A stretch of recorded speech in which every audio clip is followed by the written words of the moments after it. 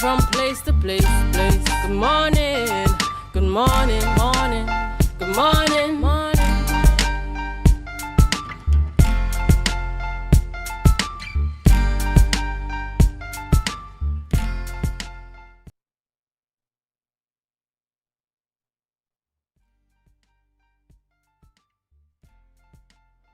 Good morning and welcome to the morning show here on Tobago Updates Television. It is the 1st of November, Friday, 1st November 2024, and we're coming to you live from the Port Mall here in Scarborough, Tobago. I am Adana Kumbi. Welcome to the month of November. Yes, just in case you are still a little bit behind, you know, after November is December. We're going to head straight on into Christmas.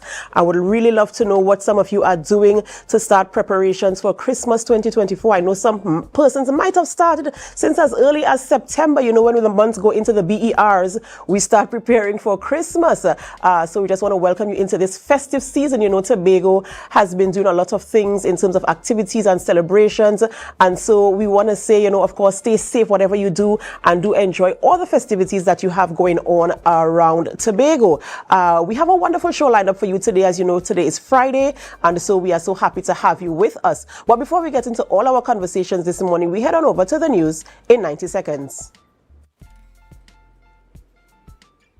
Thank you, Dana. Here's your news in 90 seconds for Friday, November 1st, 2024. Opposition leader Kamala Prasad Bises's Diwali message emphasized the festival's themes of light over darkness and good over evil, highlighting their relevance amid Trinidad and Tobago's rise in crime, domestic violence, and bullying. She called this a national crisis, urging unity to combat these societal issues. Citing from the Ramayana story of Lord Rama's triumph over evil, she encouraged citizens to embrace Diwali's lessons of resilience and compassion, particularly in respecting women and protecting children.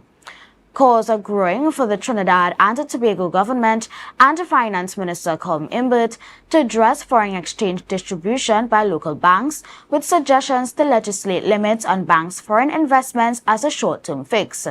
Scotiabank recently announced to reduce US dollars spending limits on its credit cards, sparking public backlash and concerns from the business community, which has long faced foreign exchange shortages. Economist Dr. Valmiki Arjun highlighted that banks hold significant surpluses of US dollars, which could help otherwise aid the public and business sectors. He proposed regulating banks' foreign currencies reserves temporarily to increase local access until exports improve. Caribbean Airlines has accepted Finance Minister Colm Imbert's offer of a 4% wage increase for its pilots, though the pilots' union, the Trinidad and Tobago Airlines Pilots Association, has not fully agreed. After recent protests by pilots, Imbert authorized a wage increase covering two periods, September 2015 to August 2020 and September 2020 to August 2023, while Trinidad and Tobago Airline Pilots Association agrees to the 4% increase for the first period. It has not yet accepted the increase for the second period. And that was your news in 90 seconds.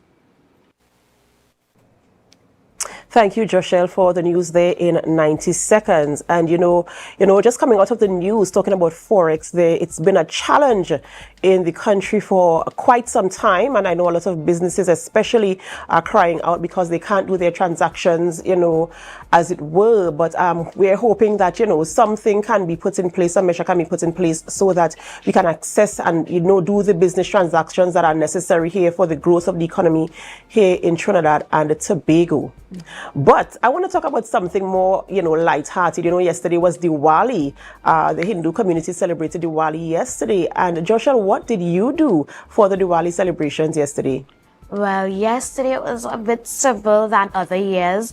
You know, you usually have the little curry and stuff, the little kurma, the little parasat and all of that. But I didn't really do much for Diwali this year. I know that I would have attended the Hindu Society's Diwali celebrations last Saturday. I think that was quite interesting and I really did learn a lot. So that was practically my Diwali experience, something a little unique. But on the day itself, I didn't really do anything much. You know, that's good that you had that experience in terms of attending their program there on the mall. Yesterday, and Tanti Pearls, as we call her, this is the president of the Tobago Hindu Society, Pulwati Bipath.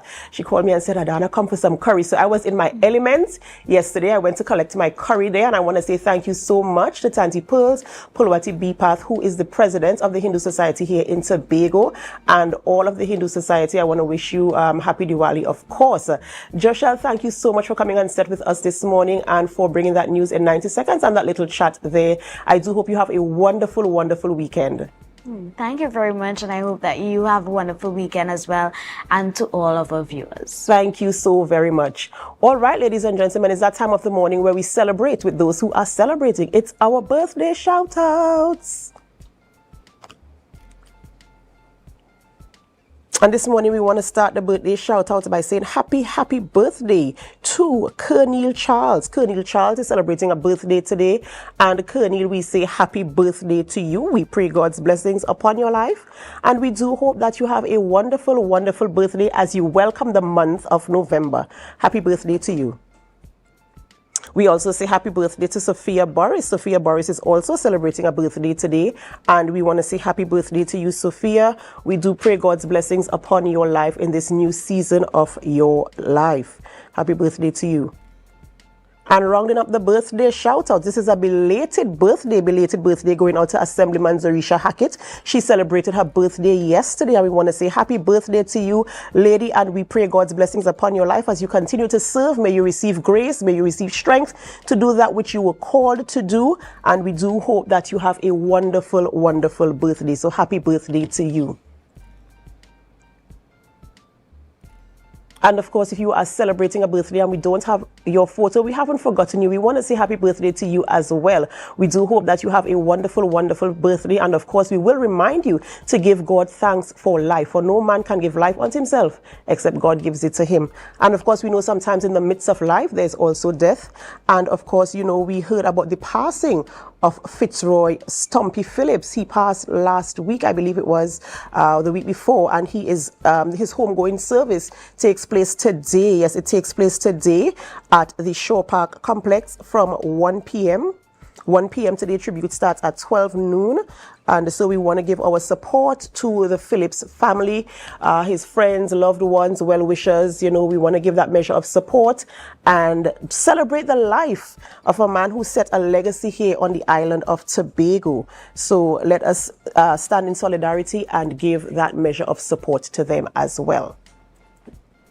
So you might be wondering, it's Friday. Yes, I'm back on Fridays. I know for the past couple of Fridays, you've been seeing Lavion here as she brought the information about Carnival to you. But Carnival is over and life continues. So we're going to head on into what we have to discuss here on Tobago Updates Television. You know, we always bring you the information about things happening in and around the island, things that affect and impact the lives of those who are residents here or those who have interest here on the island of Tobago. So the conversations will continue. And who are we speaking with this morning? We start our conversations by speaking with Senator Lawrence Hislop as we speak about push towards Tobago's autonomy. We're going to have that conversation, a very, very important conversation that we must have. We've been hearing the term autonomy being thrown about in the space for the longest while, and so we're going to have that conversation this morning.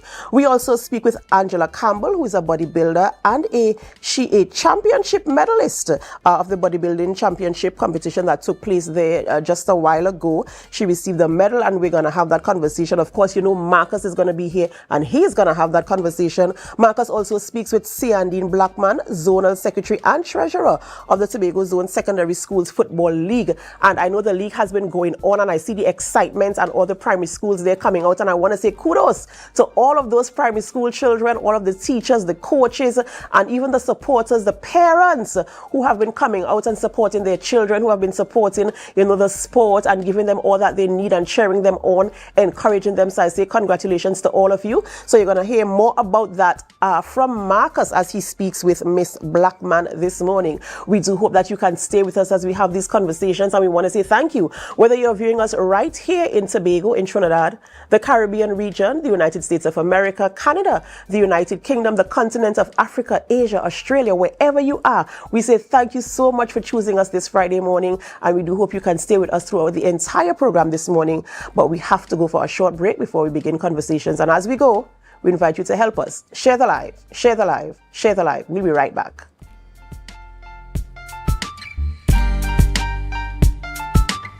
Tobago Carnival is just around the corner, and Bethel Credit Union has you covered. Whether you're prepping for costumes, parties, giveaways, or a staycation, it's all within your reach with our Carnival loan sale. For as little as $900 a month, yes, $900 a month, you can get the funds you need to make this Carnival season unforgettable. At Bethel Credit Union, we're here to make your celebration dreams a reality. Visit us today or call 639-8226 for more information. Normal lending criteria applies because we see you at BCU.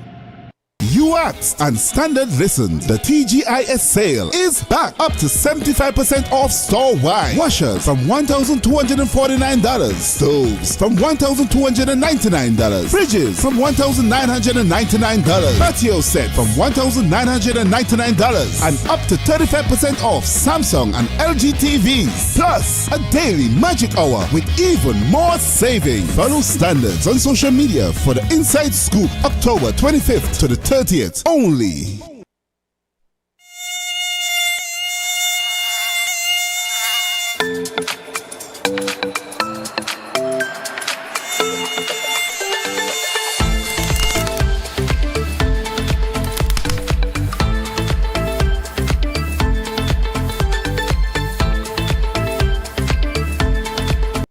Are you an architect or draftsman looking to upgrade your skills, or a beginner eager to master essential tools? ReCAD Labs has the solution. Our Revit Architecture Fundamental Tobago course is designed to boost your skills and confidence. Running from October 6th to November 17th, this course includes a live session on November 17th for hands-on learning. Learn from experts in our virtual classroom and stay ahead in the world of architecture. Visit recadlabs.com to enroll now and follow us on social media for updates. When the game is on, you don't want to miss the best moments. With Amplia TV, you can enjoy our ultimate sports package and watch your favorite games on the go. Stay connected and informed with sports news, scores, and stats with Amplia's fastest internet speeds. Up to 1 GB fiber internet, you can stream riveting football action, cricket, NBA games, and much more. With Amplia, it's game on. Visit amplia.co.tt or call 800-4663. Amplia. Do more, live more.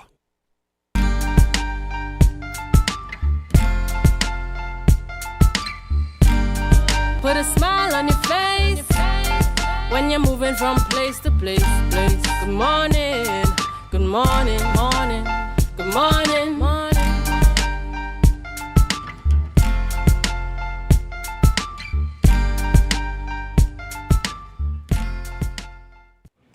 Welcome back, and thank you so much for staying with us. All right, so this morning in studio we have the Senator, Lawrence Hislop, and we're going to be speaking about the town meeting as we discuss a push towards Tobago autonomy.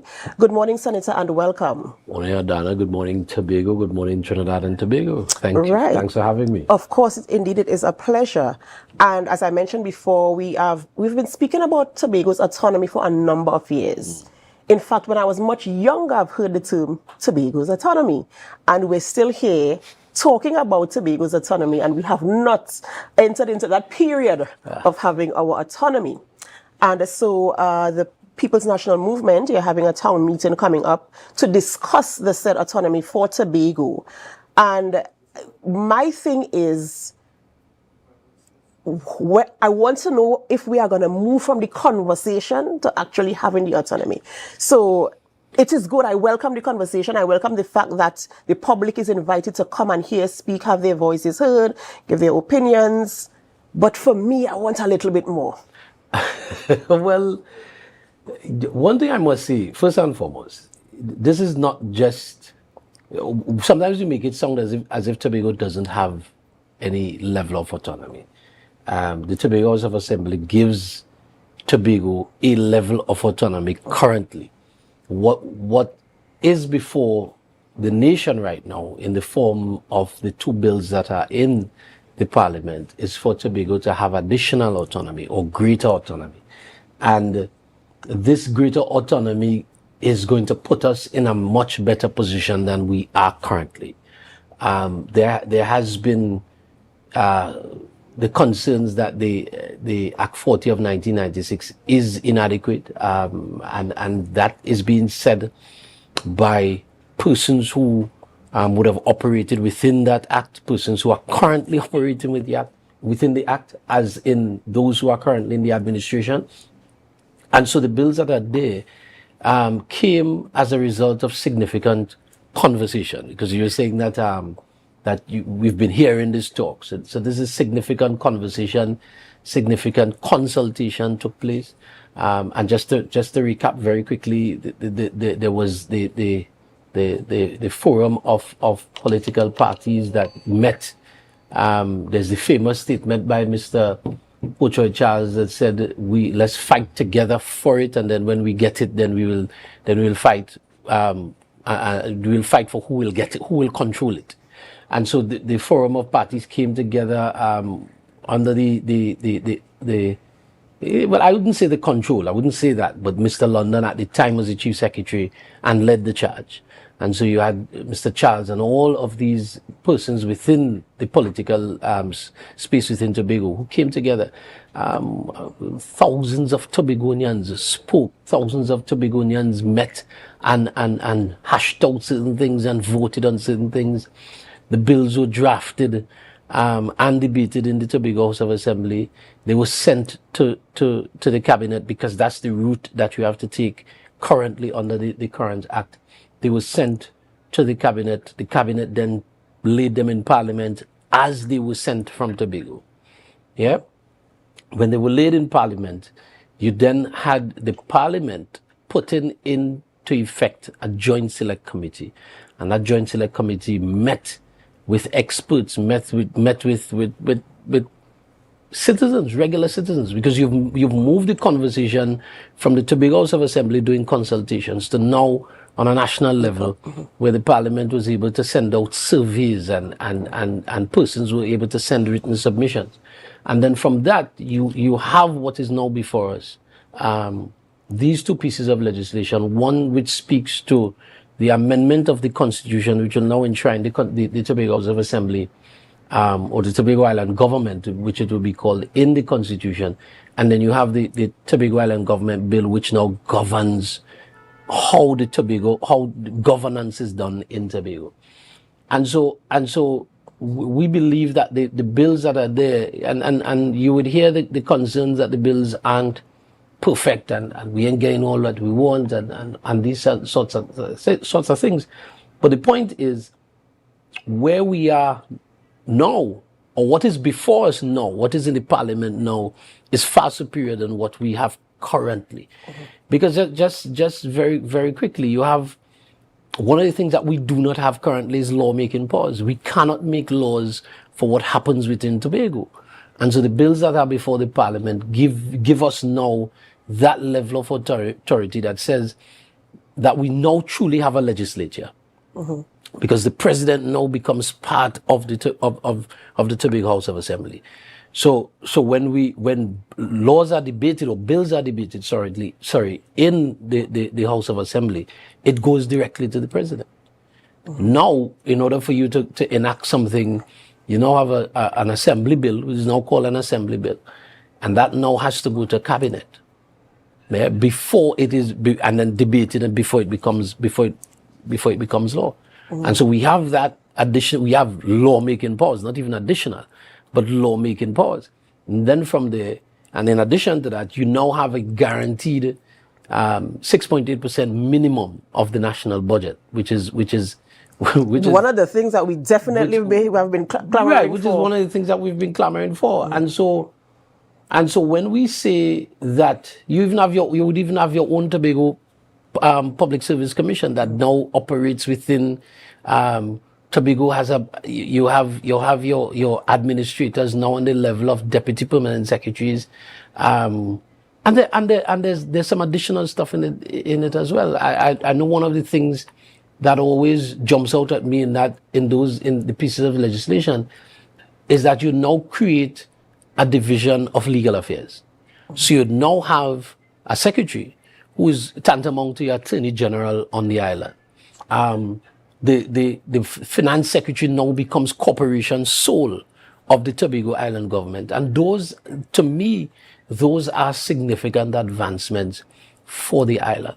And the reason why the conversation, and we may be reigniting the conversation again, is because the Prime Minister has given a commitment that those bills, because I want to say that the bills are in what you call the committee stage of the Parliament. So the bills were debated already.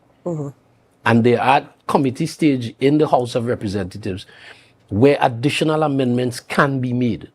This is where you sit and you go through the bill clause by clause. And if there is a concern about something within the legislation, you can make the necessary changes there. When you say you can make the necessary changes, because the bills went before the Parliament, it has been debated, and now they're at that level, as you're saying, that you can make the changes. Yeah.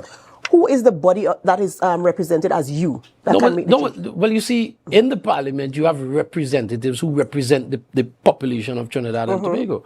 And so the representatives in the Parliament can make amendments to the bills that are there.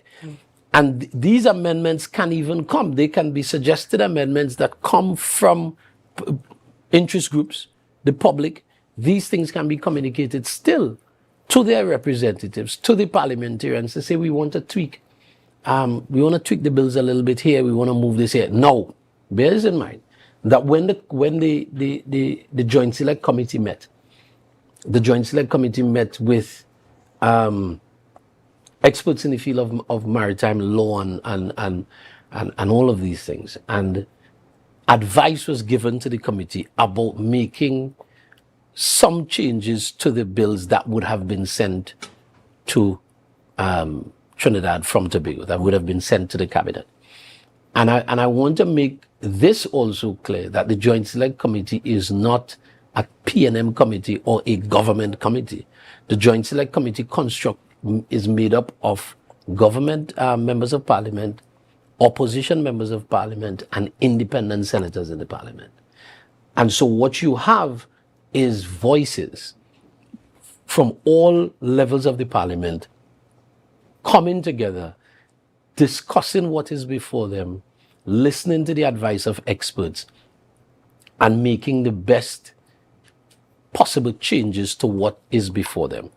All right, and so this town hall meeting is taking place. This town meeting is taking place on Sunday. Yes, Sunday coming. So what we're doing is triggering is again starting the conversation to just inform Tobagonians of what the benefits are. And so this Sunday we are at Codall Multipurpose Facility from 4 p.m. Some of the topics that will be discussed. You have greater share of the national budget. We spoke to that, the 6.8%. The lawmaking powers for Tobago. That's something we do not have currently. And for me, if just for this item alone should cause us to recognize that the bills are more superior than what we have. Because what we currently operate with is in a space where we go and all we do is debate motions in the Tobago House of Assembly.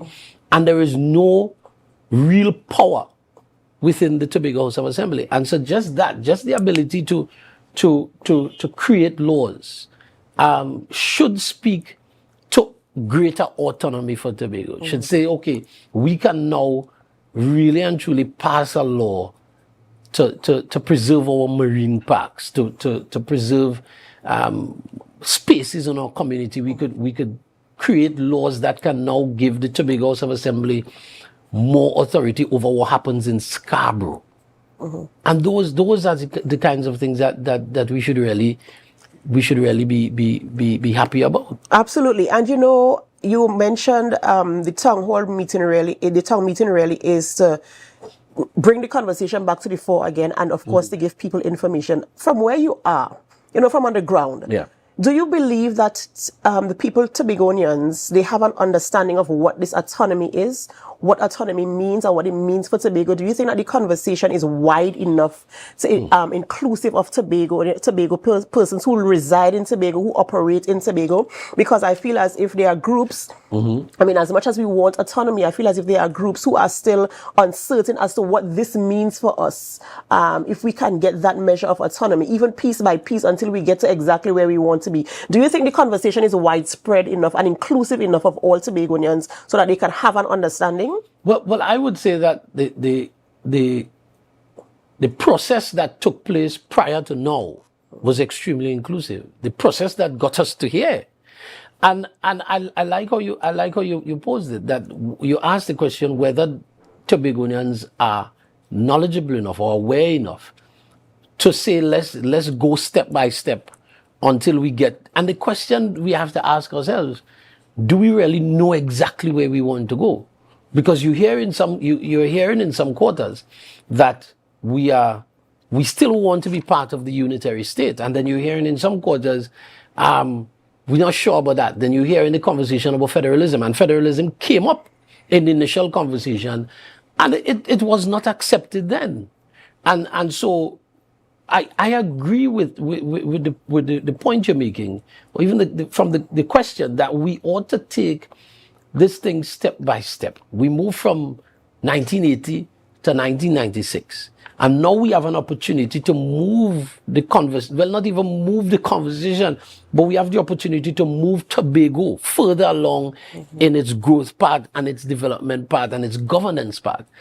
And the question I have to ask all of us as Tobagonians, do we want a situation where we say, we're not taking this, we're going to stay with Act 40 of 1996 with all its shortcomings.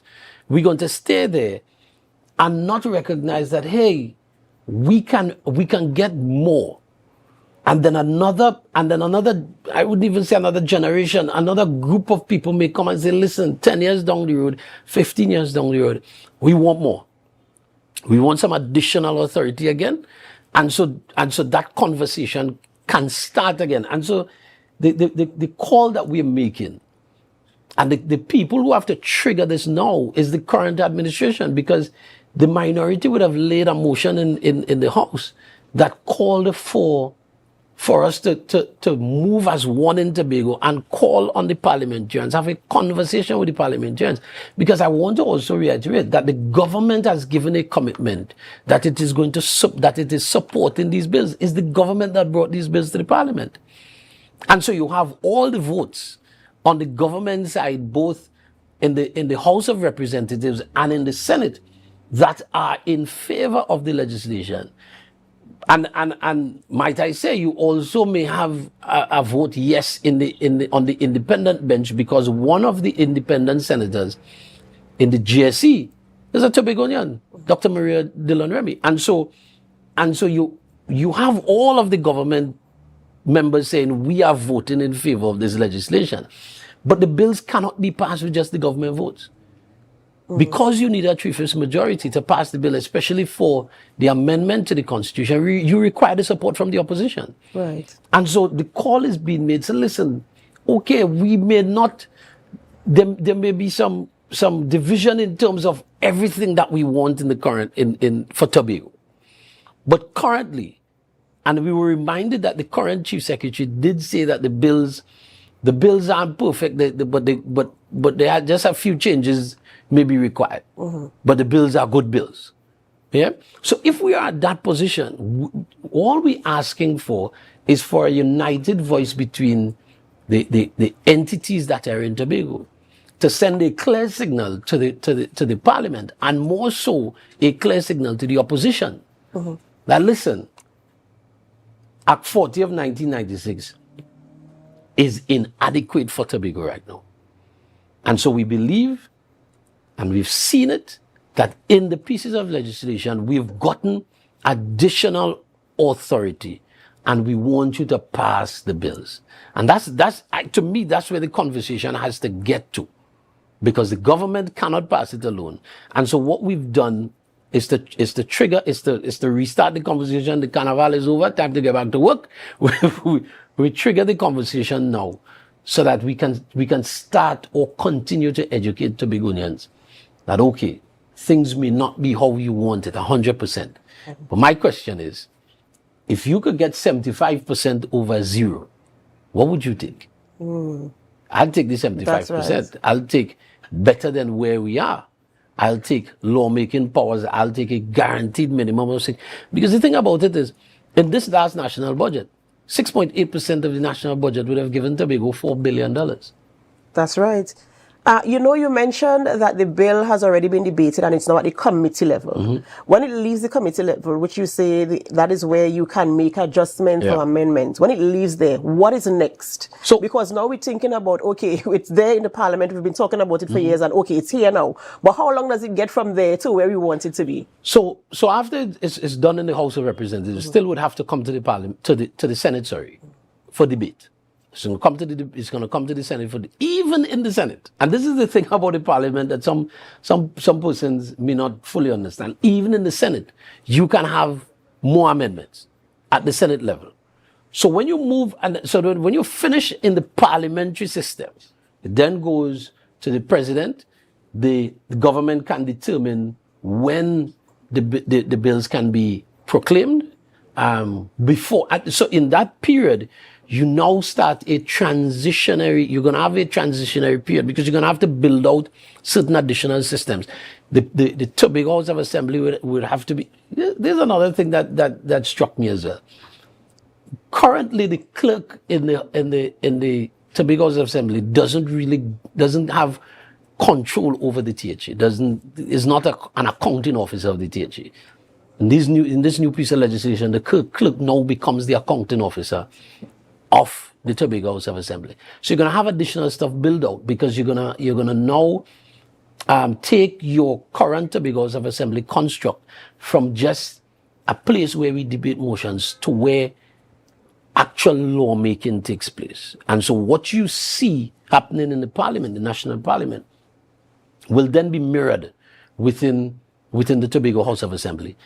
And so you're gonna definitely have a transitionary period between when the law is proclaimed by the president and when things fully kick off into effect. So my take on it is better to get the ball moving again, or moving for Tobago to move from where we are. Because okay, if we had said we're comfortable with 1980, with the construct of the Tobago House of Assembly in 1980, we would not have the secretaries that we have. We would not have a chief secretary.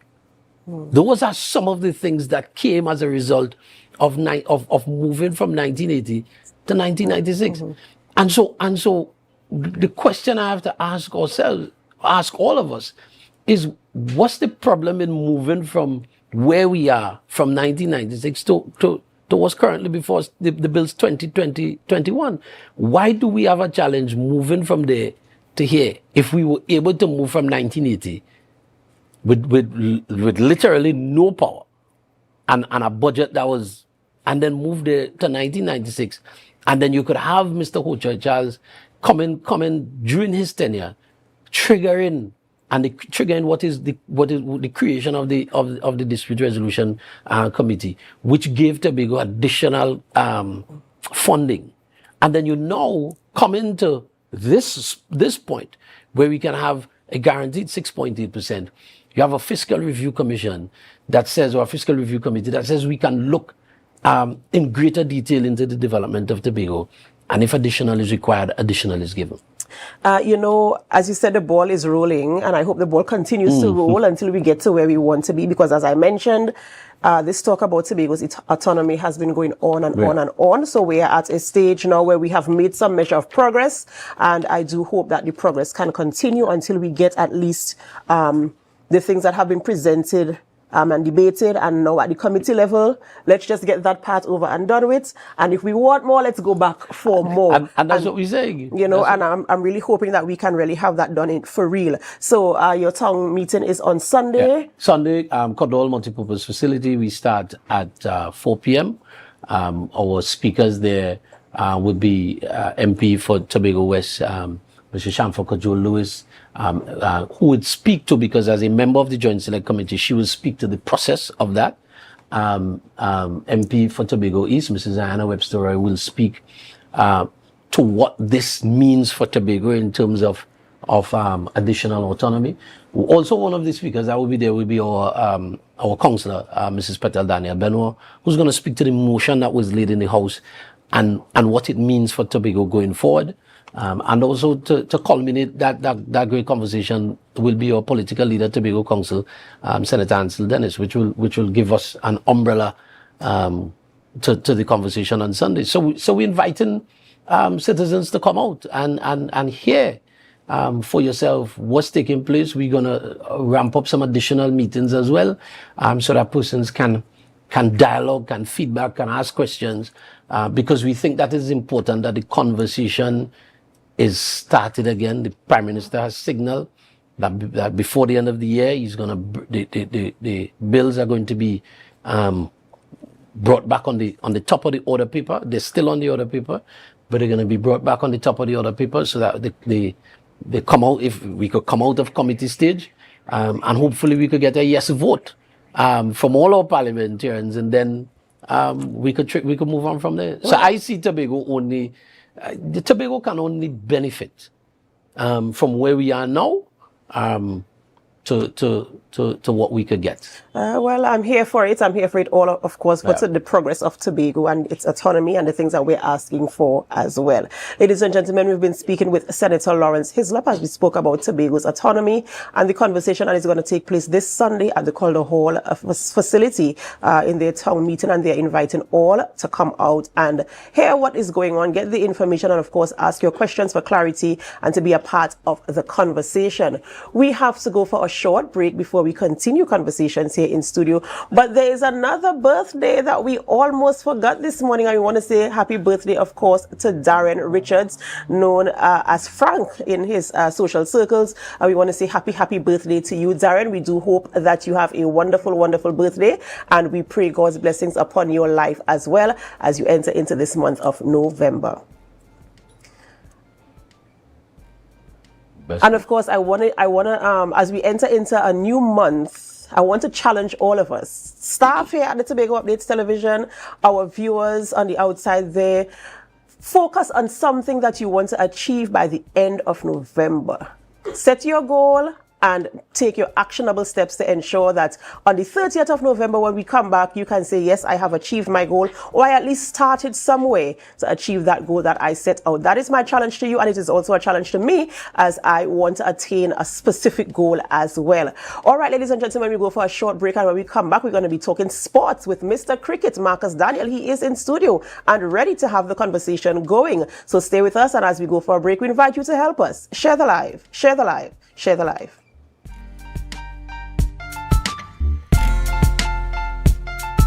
So guys, there are some new developments in housing in Tobago. So it's goat racing time. This is 116, the show that keeps you in the know with all things Tobago House of Assembly. Each week, 116 delivers a fun and engaging overview of the latest developments, achievements, activities, and events of our dynamic assembly. So join me. Let's dive into the Tobago House of Assembly's Week in Review right here on 116.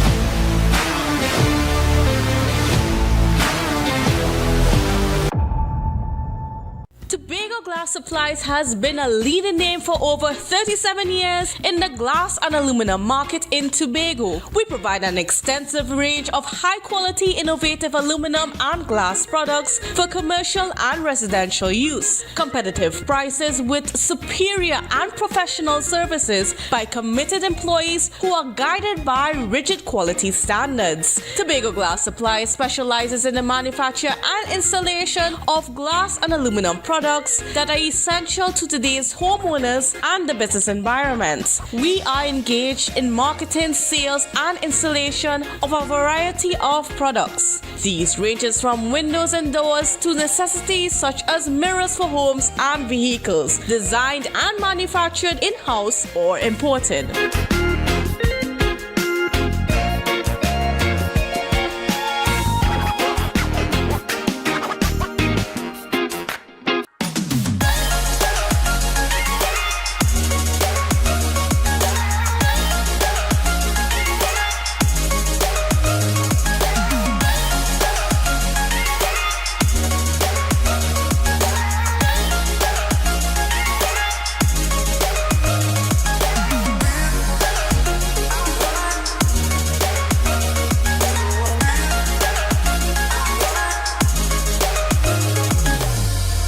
Attention members, now is your chance to double or even triple your dividend payment with no increase in your existing loan payment. Don't miss out on this incredible opportunity to boost your dividends effectively. Whether you're planning a vacation or simply looking to maximize your savings, we've got you covered. Call us today at 639-8226 or 631-1336. Message us on Facebook for more information. Hurry, this offer won't last long. Bethel Credit Union, because we see you at BCU.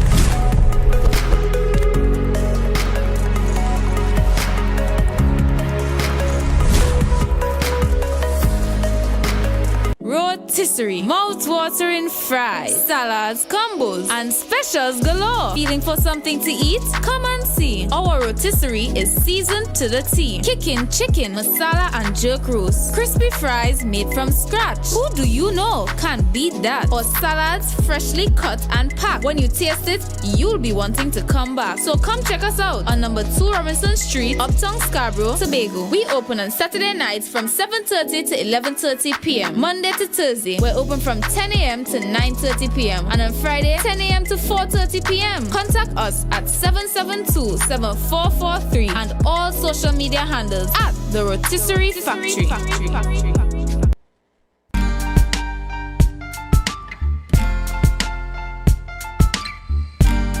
Put a smile on your face when you're moving from place to place. Good morning, good morning, morning. Good morning, morning.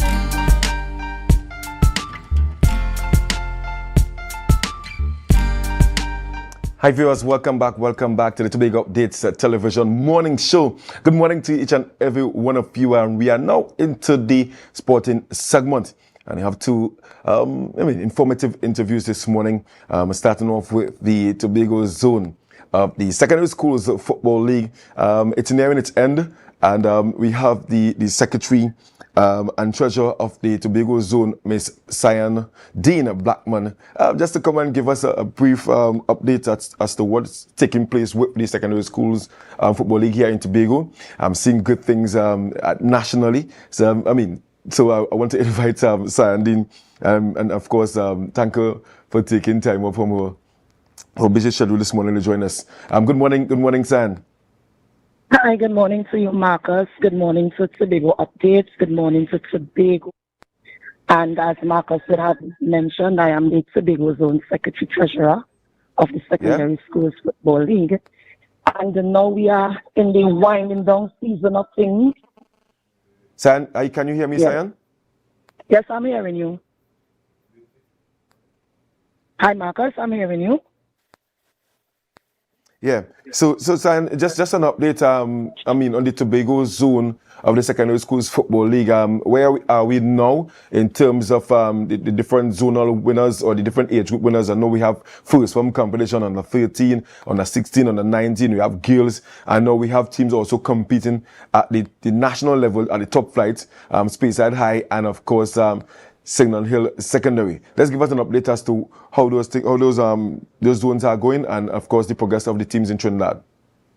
Right. So far we are, as I said, we are winding down. We are in the winding down period. However, still right now we have the Premiership division going on. In the Premiership, I'm going to start from the highest division and come down. In the Premiership division, yes, we know we have a Signal Hill Secondary School and a Speyside Secondary School as well in that division. Currently, all other teams in the Premiership division may have about one, some teams possibly 2 games to play to end the Premiership division, whereas the Speyside High School still has 3 games remaining. Signal Hill Secondary School still has 4 games remaining. This is due to the unavailability of flights for the teams to travel to take part in their different games, both from Trinidad to Tobago and Tobago to Trinidad. So as a result, those games will have to be rescheduled. So today we have 2 Premiership matches, one in Tobago, where we have Speyside playing against Arima North Secondary in Trinidad this afternoon at 3:30 p.m. Speyside right now is trying their best to stay out of relegation zone. Well, they are in relegation zone right now, and they would need the maximum points from all their games remaining in order to stay in Premiership for next year, 2025. However, Signal Hill Secondary School will be playing against East Mukorapo Secondary at Signal Hill today at 3:30 p.m. Signal Hill let's just safely say, need 3 points from their 4 games in order to remain in the Premiership division for 2025. But we also need to bear in mind that knowing that Speyside Secondary has to secure all the necessary points in order that they are available to them, they still also have to play Signal Hill Secondary as well as one of those remaining games. So it's very exciting to see how that is going to be. With regards to the Championship Boys and Girls, the Championship Boys and Girls division in Tobago have already been decided. Scarborough Secondary School won the Championship Boys division, whereas the girls of Signal Hill Secondary School won the Championship Girls division. So these 2 teams are now participating in the Big 5 competition. Scarborough Secondary School have not played a game as yet in the division, again due to flights both ways. Scarborough Secondary not being able to secure flights to go to Trinidad for their first game, whereas the team that they were supposed to play, Pleasantville, was not able to secure flights to come up for the last game. But Scarborough Sec is traveling to Trinidad as we speak. They are playing against Trinity College Mocha today, their first Big 5 game. They are trying to make it to the Premiership division next year by trying to finish top 3 in that division. The girls from Signal in the Championship division, well, they have played their quarterfinal game on Wednesday versus American Ministries Pentecostal High School, where they won that game 1-0, a goal courtesy Zaisha Potts, assisted by Aliyah Batiste. These girls are now supposed to travel to Trinidad to play Pleasantville Secondary on Sunday. The game against Pleasantville is going to be a bit more challenging for them, as they are going to come up against the Go-Sign sisters of Pleasantville Secondary. So that game is also going to be very interesting. With regards to the lower division games, these divisions have not yet been totally decided, because we are trying to make way so that we can play the Premiership and Championship games. But we have some leaders currently. But although we have leaders, we cannot clearly say that we have a winner, because anything can happen. The leaders are not far clear, so that we can say, regardless of how much more games remaining, that they are going to win the division. Right. And right now we have Bishop's High School girls leading the under 15 girls division they would have defeated Signal Hill Secondary School, who are the two-time national under-15 champions. They were beaten by Bishops. In the first round, they have another game in the second round. In the under-14 division, that is being led by Scarborough Secondary by a 1-point margin, as they have played one game more than the second place team, which is Signal Hill, who is now on 6 points. Then we have the under-14 division, which is being led by Signal Hill Secondary School. We have the under-16 division as well, that is being led by Signal Hill Secondary School. So that is where we are at now. We are getting ready for Intercol. Intercol is supposed to start on the 7th of November, that is this coming Thursday, where we will see Signal Hill Secondary School on a bye, but Signal Hill would be playing against Bayside Secondary School for their premiership game on that day. So both teams will not be starting Intercol as yet. Bayside would start their Intercol debut on the 9th of November versus Pentecostal Life and Life. Then we will have Scarborough Secondary is going to play against Roxborough Secondary at Roxborough Complex at 3:30 p.m. on the 7th. And then we have Bishop's High School playing Mason Hall Secondary at Shaw Park on the 7th as well. So right now, that is where we are. We are winding down, as I said. Yes. And trying our best to see if we can complete the lower division game. Yes. And see how best we can do it in order so that we will be able to participate at the national championships. Fantastic. Now you mentioned several postponed games, especially those at the premiership level. I mean, chances are, let's say. There's a possibility, a strong possibility, that we may have 3 Tobago teams competing nationally next year. Should Speyside High win the remaining games and remain in the league, and then should Scarborough Secondary come out of the Big Five. I mean, is there a discussion currently with your zone here in Tobago and at the national level as to how can you best alleviate the situation where games have to be postponed because of lack of flights? Well, what the Secondary Schools Football League executive has been trying to do is to partner with Caribbean Airlines. So we are looking at bringing Caribbean Airlines as a partner within this zone or within the league, I should say, in order to assist us with having travel, having games not much disturbed due to lack of flights thereof. Yeah, because I mean, this must be frustrating for your zone and the teams. I mean, it's difficult probably to prepare for a match, and then last minute you are told that it can't be played because the team can't make their way to Tobago. We can't make our way to Trinidad. I mean, sometimes it's easier for us to go, but difficult to come back. I'm hoping that that discussion will bear some fruit down the road. Any fear of the season being extended over the time allotted? The time that you guys give yourselves to actually complete the league this year? Oh no, right now things are going quite smoothly. If we were following, we would have noticed that Signal Hill Secondary School had picked up on a rule infringement in a game versus St. Augustine Secondary and lodged a protest. And as a result, they won the protest, which went to appeal, and they also won the appeal decision.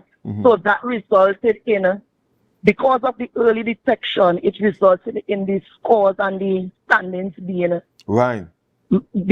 adjusted accordingly. Yes. So the way how things are going now, things are going quite smoothly. Yes. Everything is on task, it's on time, and hopefully once we do not have a series of disciplinary issues coming to the forefront, then we should be able to finish in time and not be extended as we were extended last season. Fantastic. I mean, and just before you go, confident that our girls out of Comfrey can go all the way? I'm confident. We are, Signal Hill is taking it, all the teams in Tobago, we are taking it one game at a time. Yeah. And as I always say, as the zonal secretary, although I am the football rep at Signal Hill Secondary School, I always try my best to not be biased towards Signal Secondary School. and I try to give all the schools in Tobago the utmost support that is needed. Fantastic. So I am quite confident that all the schools in Tobago, in whatever division we are participating, we have the talent and the ability to go all the way. That's fantastic. And Sandine, I want to thank you so much for being here this morning. You have said a mouthful. Good things happening with the secondary schools football league here in Tobago. Thanks so much to your hard work and of course your committee's hard work.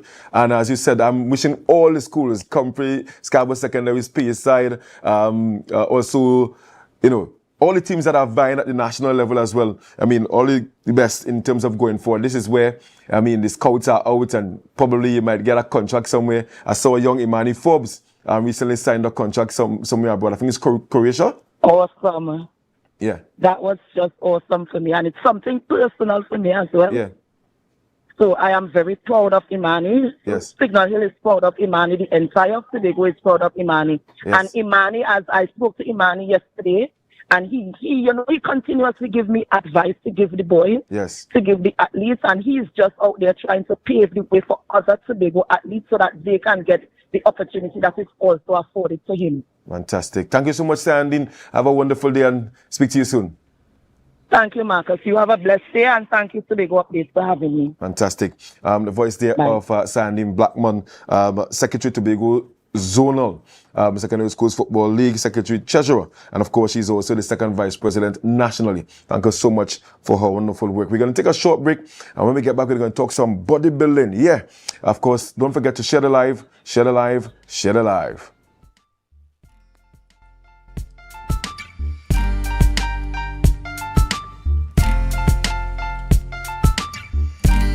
You asked and standard listened. The TGIS sale is back up to 75% off store-wide. Washers from $1,249. Stoves from $1,299. Fridges from $1,999. Patio set from $1,999. And up to 35% off Samsung and LG TVs. Plus a daily magic hour with even more savings. Follow standards on social media for the inside scoop October 25th to the 30th only.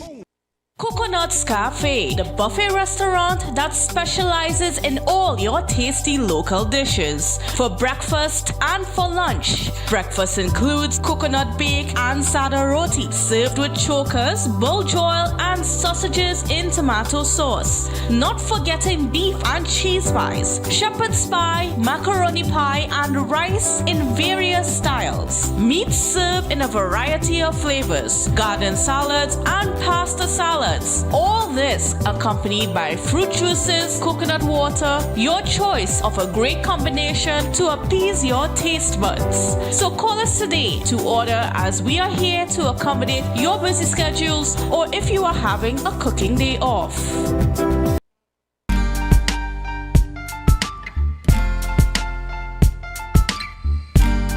Put a smile on your face when you're moving from place to place.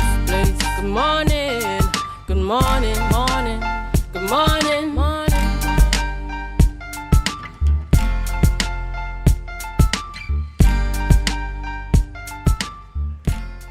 Viewers, thank you so much for staying tuned to Tobago Updates Television. We are into the sporting segment. Just heard from Sandine Blackman talking about secondary schools football. Now on set with me, CSC International Champion, Miss Angela Campbell. Good morning to you, Miss Campbell. Good morning. Yeah, fantastic. I'm a bit intimidated, but I'm happy that we have this space right here in that sense, you know. But let me firstly congratulate you on of course your championship just recently there. And I'm sure that a lot of Tobago, they have heard the name, seen the face, but they may not have known that you'd have recently won a regional, international title, right? International title. So let's tell us a bit about that event that you attended and your success there. I went to the CSC International that was held in Guyana. Right. In the women's physique, I placed second. Right. And for the first time, they introduced a fitness challenge to the CSC International. So I competed on the Saturday women's physique. Yes, I was tired, but knowing me, challenge is something I love. So I decided, yes, I'm jumping in the challenge. Trinidad and Tobago have to create history. So everybody was there. Jamaica was like, Right. she was like, I gonna run past Trinidad and Tobago because she competed yesterday and I know she diet rough and I know she tired. Wow. So, you know, just with that, it's just the bad mind. Wow. But I was like, I just want a cup of coffee and we went straight into it. So I was just like repping because I have to win. right. Were you the only competitor from Trinidad and Tobago? It's have one guy from Trinidad, he did just men's bodybuilding, but from Right. Tobago, the only one. Oh, wow. So, and is it that you are the only, female bodybuilder that we have in Tobago? Or we have others? You are the only one? The only one for now. Competing, I mean, because I'm sure that there are others who go to the gym and they work out probably recreationally, but not competition-wise in that sense. No. Oh, so you Well, I have my own gym and G's Body Sculpting. So for the other gyms, Right. I can't say if anyone else is pushing towards that Right. as female. So let's talk about the competition itself. No intimidation or whatsoever. No. I mean, at first, you just be like a little nervous. Right. But when you get backstage, it's like, put that aside. You come here to do something, so you have to. You have to push. You have to rep. So this on screen here, this is the That was part of the challenge. So Right. we have 2 minutes to see how much reps we could make in every exercise and 2 minutes rest. So what besides this one, what other exercises you had to do? We had to do pull-ups. We have to do dips. Right. We have to do, well, this was the Jefferson squats. Then we have sit-ups. Then we have snatch. Right. So you just keep going from one to the next. So, but it was, people was like vomiting. People would get sick. But you didn't vomit at all, blue food? No, but but I was breathless. He was breathless. Yeah, because but knowing me, I have to win. Yeah. So tell me about your preparation going into the event itself. Preparing for competition is very rough. Because after a while, going down with meals had to change until we reach right down to like, well, I take it because I know with me, I saying I have to win. Yeah. So I will diet. If they say the diet is for 2 weeks, I will start dieting from 3 weeks. So then I will cut carbs, I will cut salt, and I will cut sugar. Oh, so that's the key. Could I say that again? Let me write that down. You're cutting carbs, all carbs, all sugar, and all salt. So what are you eating do? Boiled eggs, water, Boiled eggs and grains. You could eat like pecans, walnuts. Oh, right. Sunflower seed, pumpkin seed. So you have like 4 eggs in the morning for breakfast and a handful of grains and your water and your mind just had to tell your belly you're full and you just had to go with that. So how long you maintain that diet for? For like 3 weeks. Oh, 3 weeks. Okay. Well, okay. But it's rough. It's really rough. Because you lose strength because it doesn't have any carbs or anything. Right. And so you have to sleep in order to get energy. But when you get up now, the energy is just to go and train and then eat and back to. So you are your own coach. There isn't one coaching you at all. Yeah. I have no coach. You have no coach. Wow. Sometimes I just get tips from this guy who lives in Canada, Wesley Stewart. Right. So I will call him on and off, but normally, no, I doesn't have a coach. Oh, wow. So you winning, right? I mean, I'm sure that you had goals going into the competition itself, and were all those goals met? Yeah. All right. Oh, fantastic. I mean, and where's your gym located in Tobago? In Darrell Spring, where I'm living. Oh, so you coach women only, or you do anybody? Once they want that one-on-one personal training, I train them. If they have to have a meal plan, I put them on a meal plan and. Yeah. But what's the thrill for you? Because I mean, some people might say this bodybuilding thing it's more a male-dominated sport. But what's the thrill for you? What keeps you going and want to in this men-dominated sport? I wouldn't say it's for men. But dominated by men. But a lot of females do bodybuilding, and I love muscles. Right. I love to be healthy. I have no intention of paying the doctor for any sickness at all. So eating healthy, and then first I became a certified fitness trainer. Right. And then from there, I was like, you still have more in you. You still have more to go. You really love muscles. So I just decided I'm going to push further. But I love it because it's experience. And then going out there and meeting other competitors and you interact with them and different judges, you learn. I understand. And the more I learn, I could come back and like teach. Because I doesn't know everything. So when I go interacting with other people, you know, about fitness who more advanced than me, this is how you learn and grow. Yeah, I totally agree. What's your favorite muscle to train? Back. You like to train him? I love my back.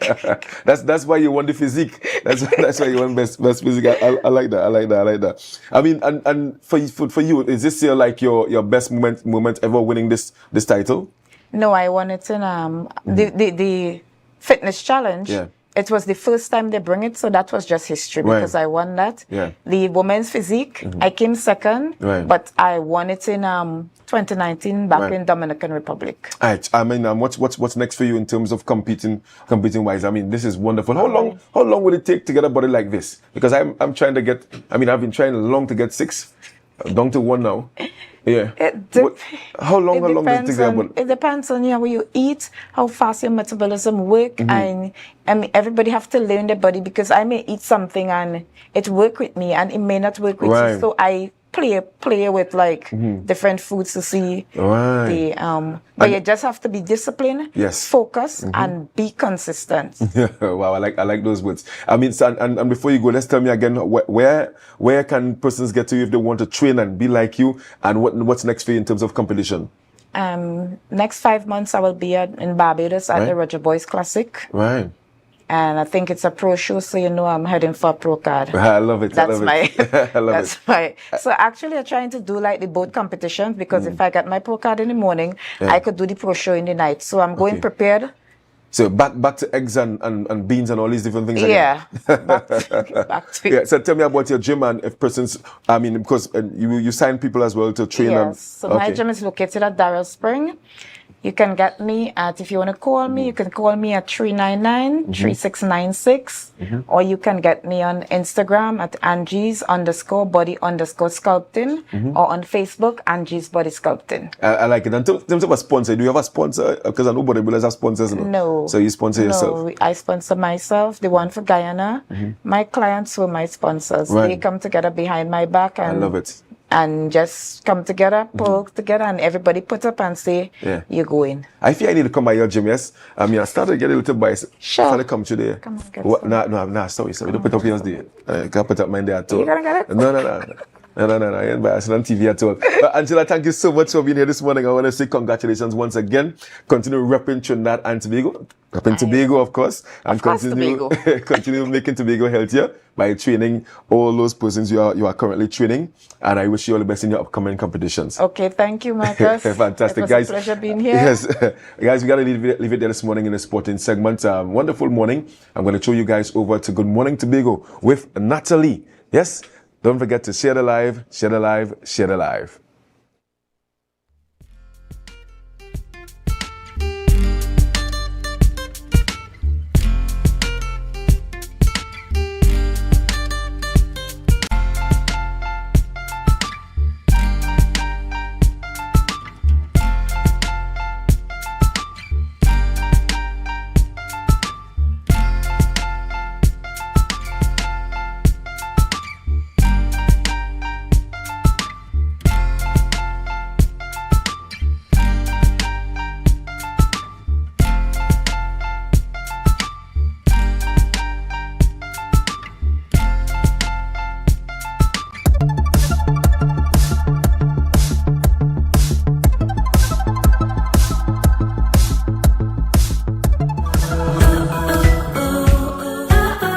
There is a girl, she is wise and wary of flames, but still, she knows she will survive the fire. Life scorches sometimes.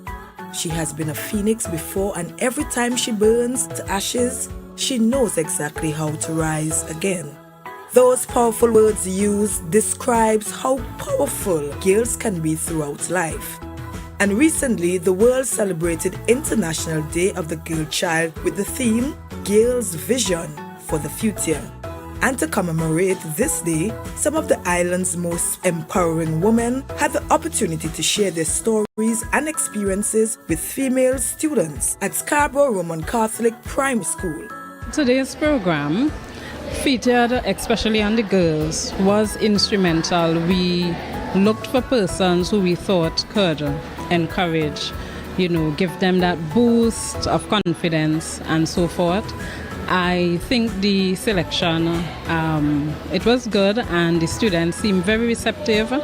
I was roving throughout the presentation, so I would have peeped into the different classrooms, and they were quite receptive. Is that this year's theme is looking at females breaking barriers and just breaking through any glass ceiling. My industry is media and communications, and as I was saying to the young ladies, we have not very many females in some of the portfolios within media and communications, so like the graphic artists and the videographers and the photographers. It's really predominantly males.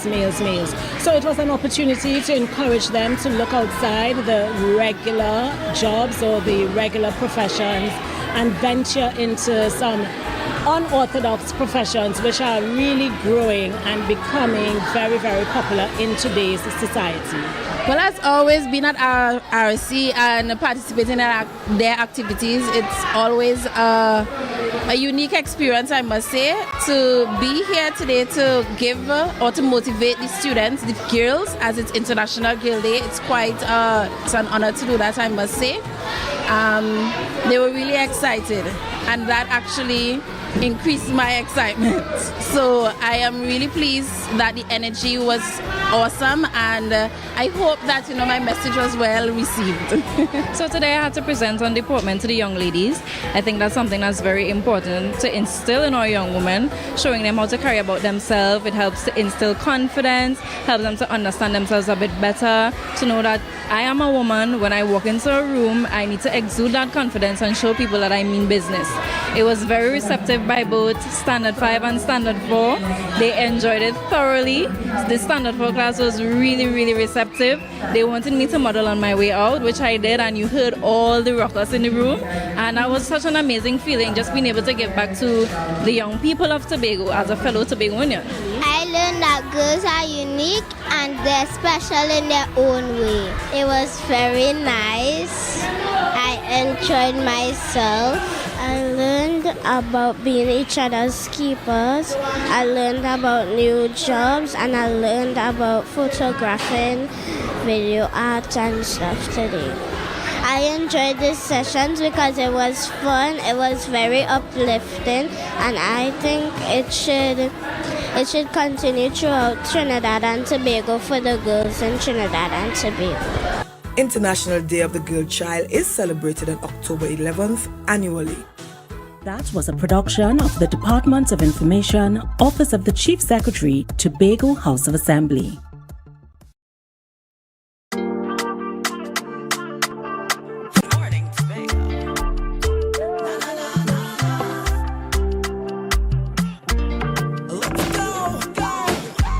It's a brand new morning, rise up to a brand new dawning. As the passion start to rise, the energy fill the skies. I say thanks for favor to wake up and hear me neighbor. 60,000 people strong, and the vibes is never wrong. We are beauty, we are power, we are people in the sun. We are beaches, we are rivers, we are melanated ones. We special and there is no denying. Tobago is number one. I am you and you are me. Together we stronger. Good morning, Tobago. Good morning, and thank you for staying with us. You are viewing GMT Good Morning Tobago, and I'm your host, Natalie Seeley Richardson.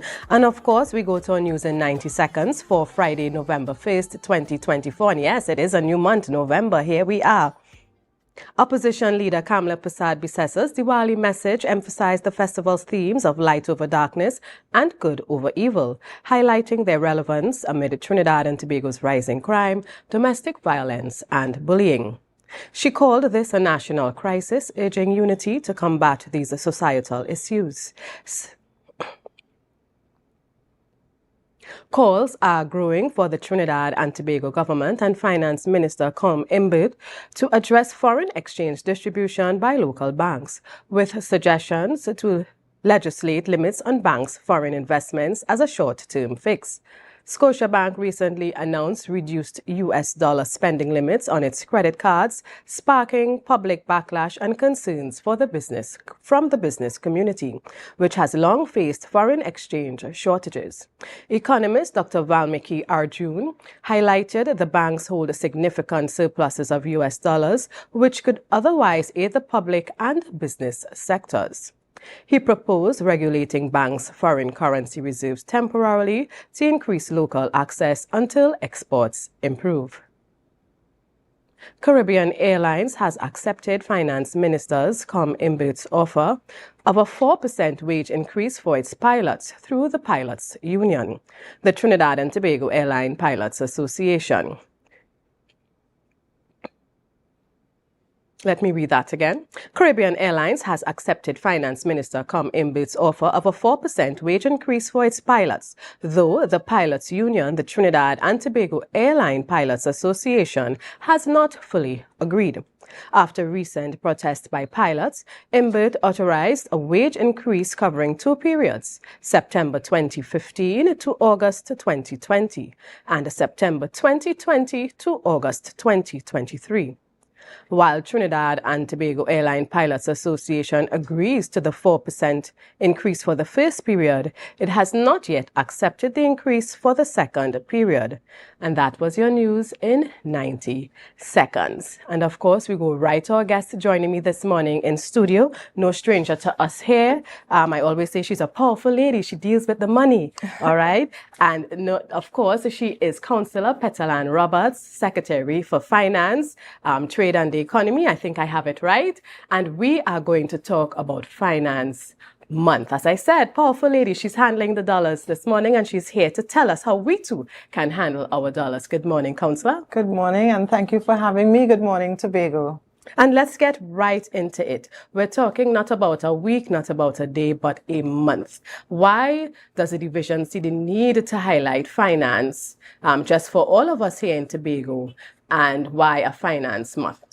So, Finance Month is dedicated in the month of November. The Division of Finance found it fit to have a month of activities. A week, I don't think, is sufficient based on our theme for this year, Finance for All, Empowering Growth Together Through Knowledge. And this theme really concentrates on empowering, sensitizing, educating the entire Tobago from this primary school right up to the seasoned businessman will have an opportunity to know about the financial services offered by the Division of Finance, also anything relating to finance.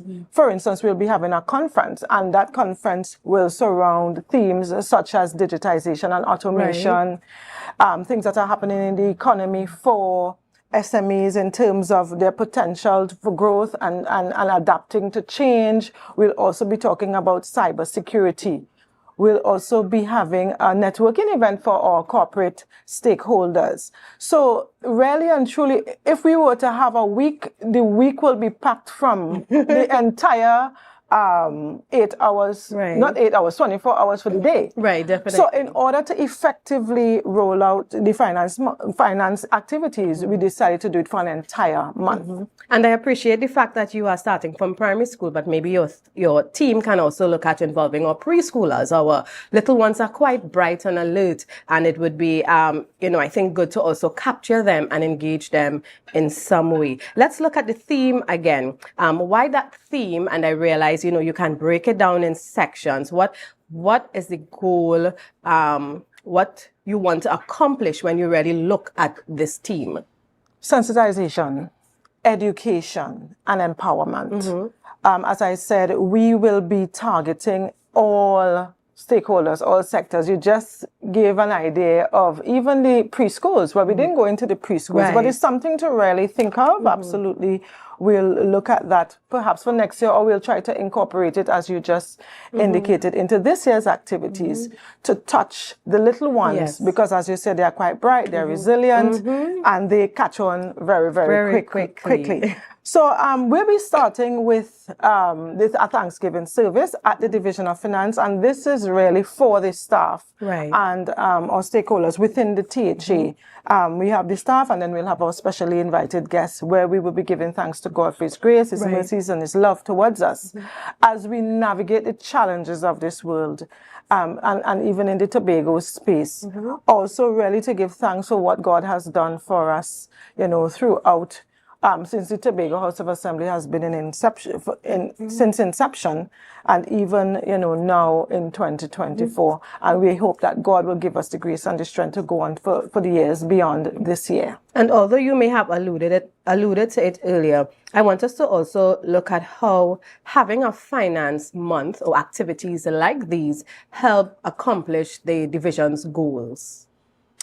So, well, you see, the thing about finance is not only deploying resources and releases and reporting on expenditure. Right. I think as a society, we need to understand the importance of savings, budgeting, the power of giving, basic training and savings. Also, one of the things I'd like to also sensitize Tobago about is the fact that I would like to meet with the stakeholders, the banks, all our financial institutions, even our contractors, because this year I'll be bringing a revised budget based on the $2.559 million we have received from central government as an opportunity to sit with them and say, listen, this is the reality, and these are the projects we'll be doing, these are the things that we'll be doing, these are the strategies we'll be taking to manage the resources that we have received for fiscal 2025. Right. And I appreciate the fact again, in terms of reaching out to all of us. You mentioned,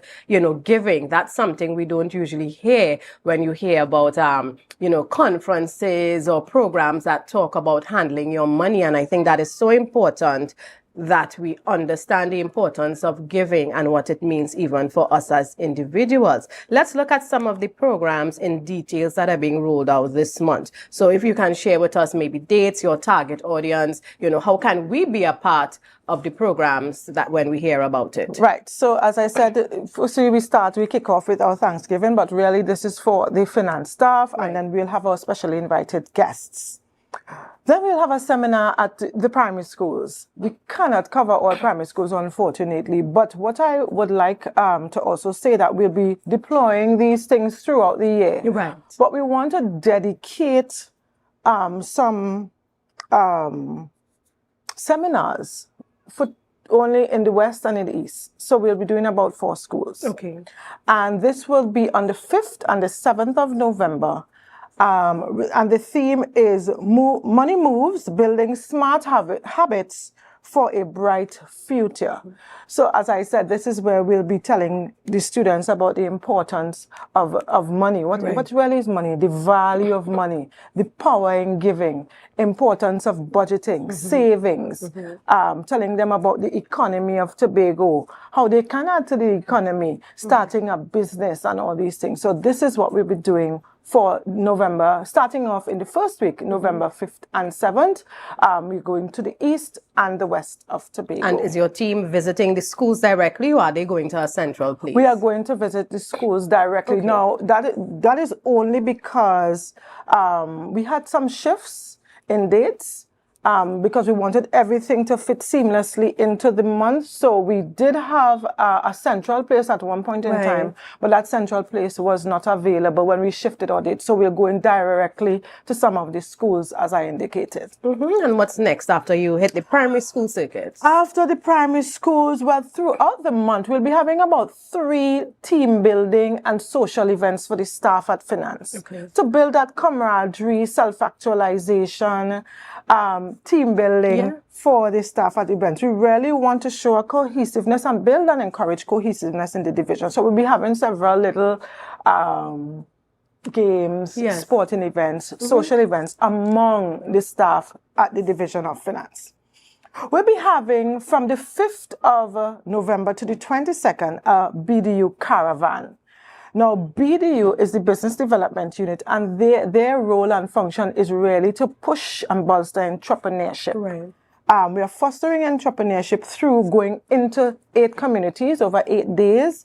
And this is where we will be providing the grant forms, because some persons may not be able to come in to the division. We'll be doing a big PR and sensitization sessions in the communities we are targeting agriculturists, fishermen, and the tourism sector. Now, we basically give to several sectors, but our concentration will be to help and to give support to fishing, the fishing sector, as I said, agriculture and tourism throughout 8 communities in Tobago. And do you have a listing of those 8 communities by chance? So BDU will come back and elaborate. Because of time, I don't have sufficient time to tell of everything, but I just want the Tobago public to know it's from the 5th to the 22nd, and then you will be hearing the ads throughout Tobago of where BDU will be going to next. Right, so I want our viewers, just before you continue, to pay attention, because it may not be in your direct community, but Tobago is small, so you can go to that community and be a part of this. Definitely. So as I said, BDU will be going out door to door, and then they will be centralized in several spots, as you just said. So if you're in Mason Hall, the people from Runnymede, Mariah can come to that central. What do you mean by door to door? Tell us a little more about that. So they'll be targeting small businesses. So, you know, in every community, there are businesses. So they will be going door to door and telling and sensitizing these stakeholders about what BDU has to offer. Excellent. Along with BDU, not in every community, we will have centralized with BDU PR and sensitization about Venture Capital Equity Fund Limited.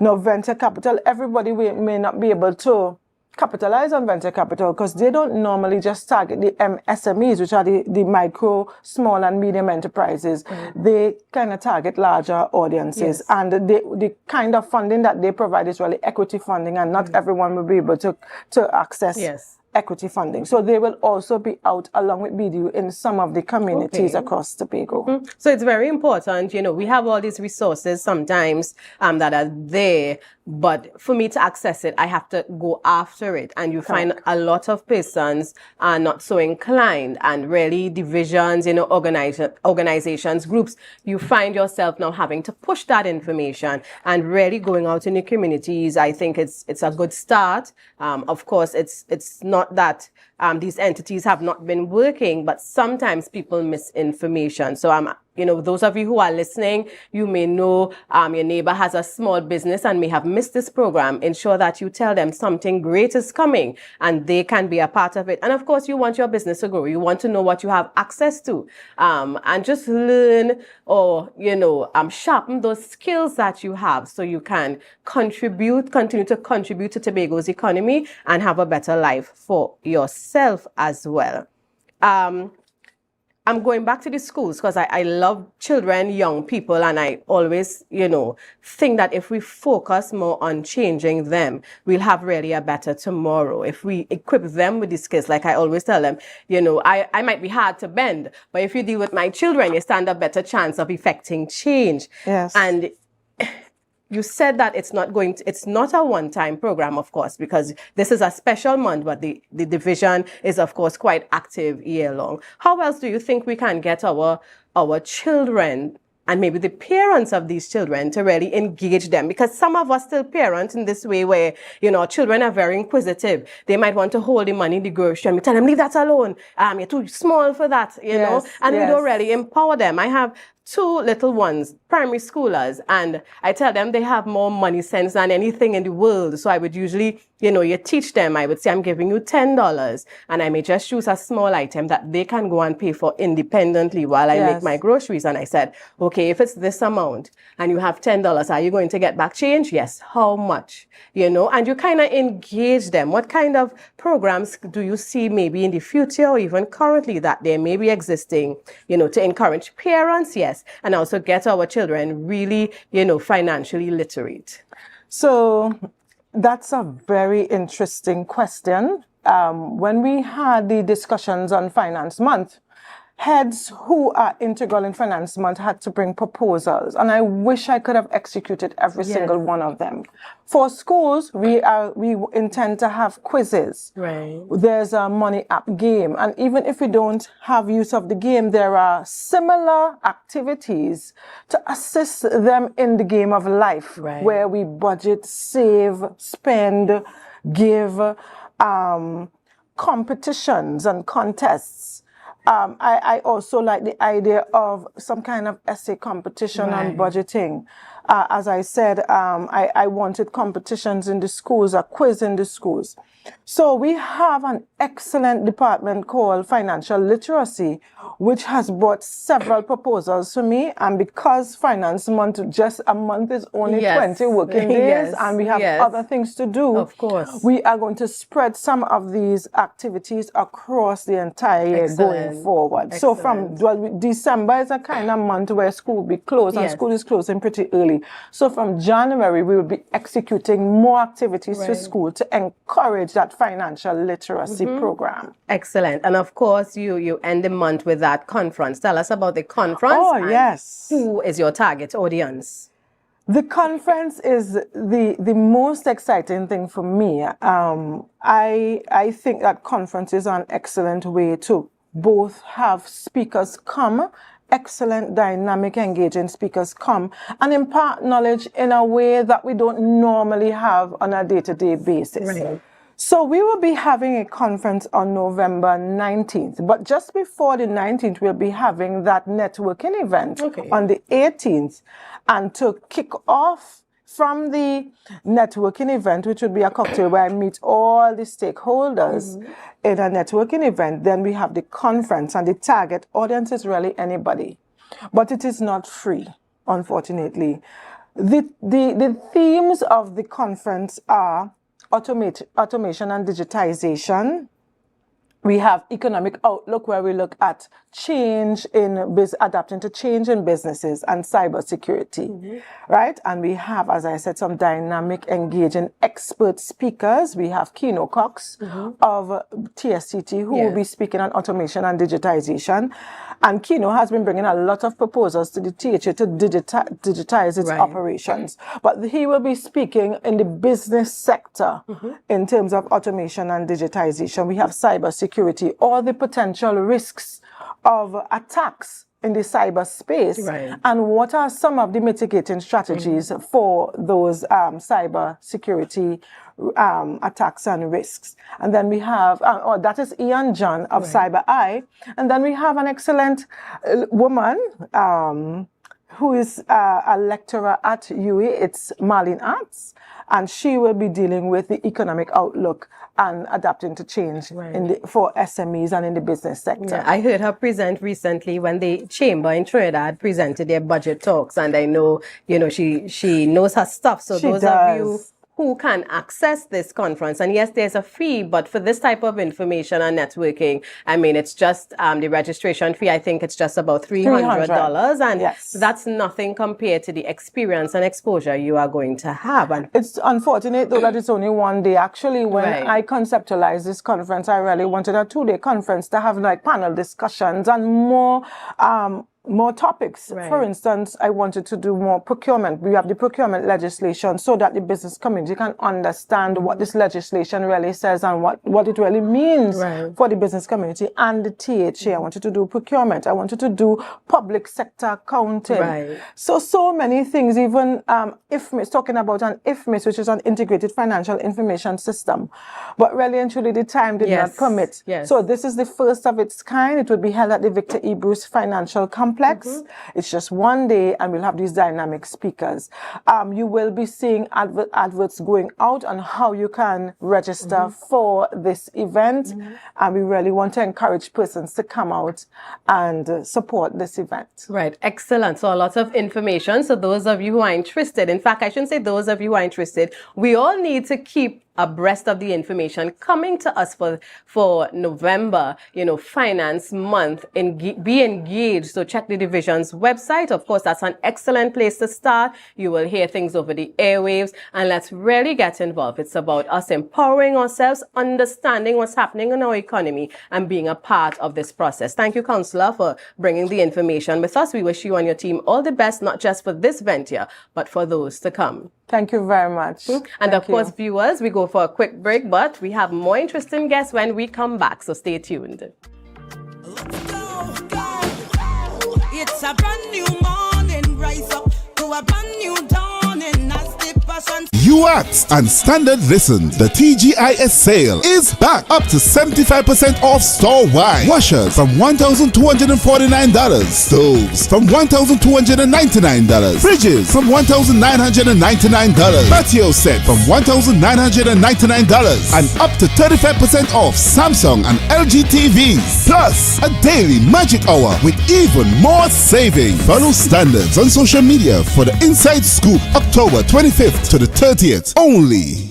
Attention members, now is your chance to double or even triple your dividend payment with no increase in your existing loan payment. Don't miss out on this incredible opportunity to boost your dividends effectively. Whether you're planning a vacation or simply looking to maximize your savings, we've got you covered. Call us today at 639-8226 or 631-1336. Message us on Facebook for more information. Hurry, this offer won't last long. Bethel Credit Union, because we see you at BCU. Hey everyone, it's time to stand up and make a difference. This year, we're coming together for the walk against crime. Bright and early at 5:30 a.m. on November 15th, we will be walking through the village of Golden Lane. And guess what? After our walk, there will be a delicious breakfast waiting just for you. And that's not all. Get ready for an aerobics burnout session where we'll be moving, grooving, and having fun. Let's show that we care about our community. When we walk together, we're sending a message. We want to live in a safe, happy place, free from crime. So grab your sneakers, tell your friends, and get ready to be a part of something big. Remember, it's not just a walk, it's a way to show we all have the power to help make our world better. See you there!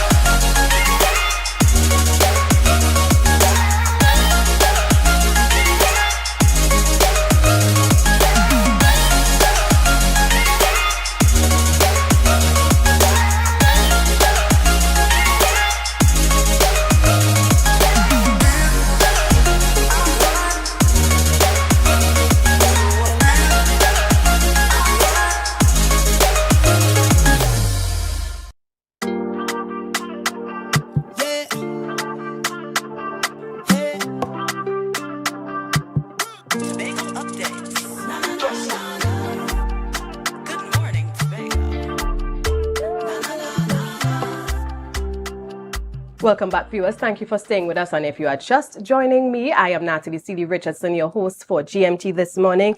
And if you missed everything that happened in the last month, yes, it's a new month, November 1st, and it's Friday. And we are happy to be here. Joining me, two beautiful ladies who will tell us a little bit about why they are dressed the way they are dressed, a little bit about what they are studying and maybe why.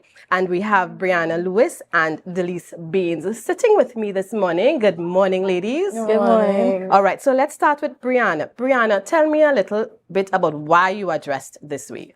Well, I'm dressed this way because I'm a culinary arts student at THDI, which is the Tobago Hospitality and Tourism Institute. I'm currently studying culinary arts. I'm a year 2 student, which is my final year. Thank God. I would imagine. Today we're here to give you a briefing of our school. All right. So before you get into that, let's bring Delise into the conversation. So of course, you know, Brianna, let us know why you all are dressed like that. So tell me what you are studying as well. I'm also studying culinary arts. I am in my final year as well.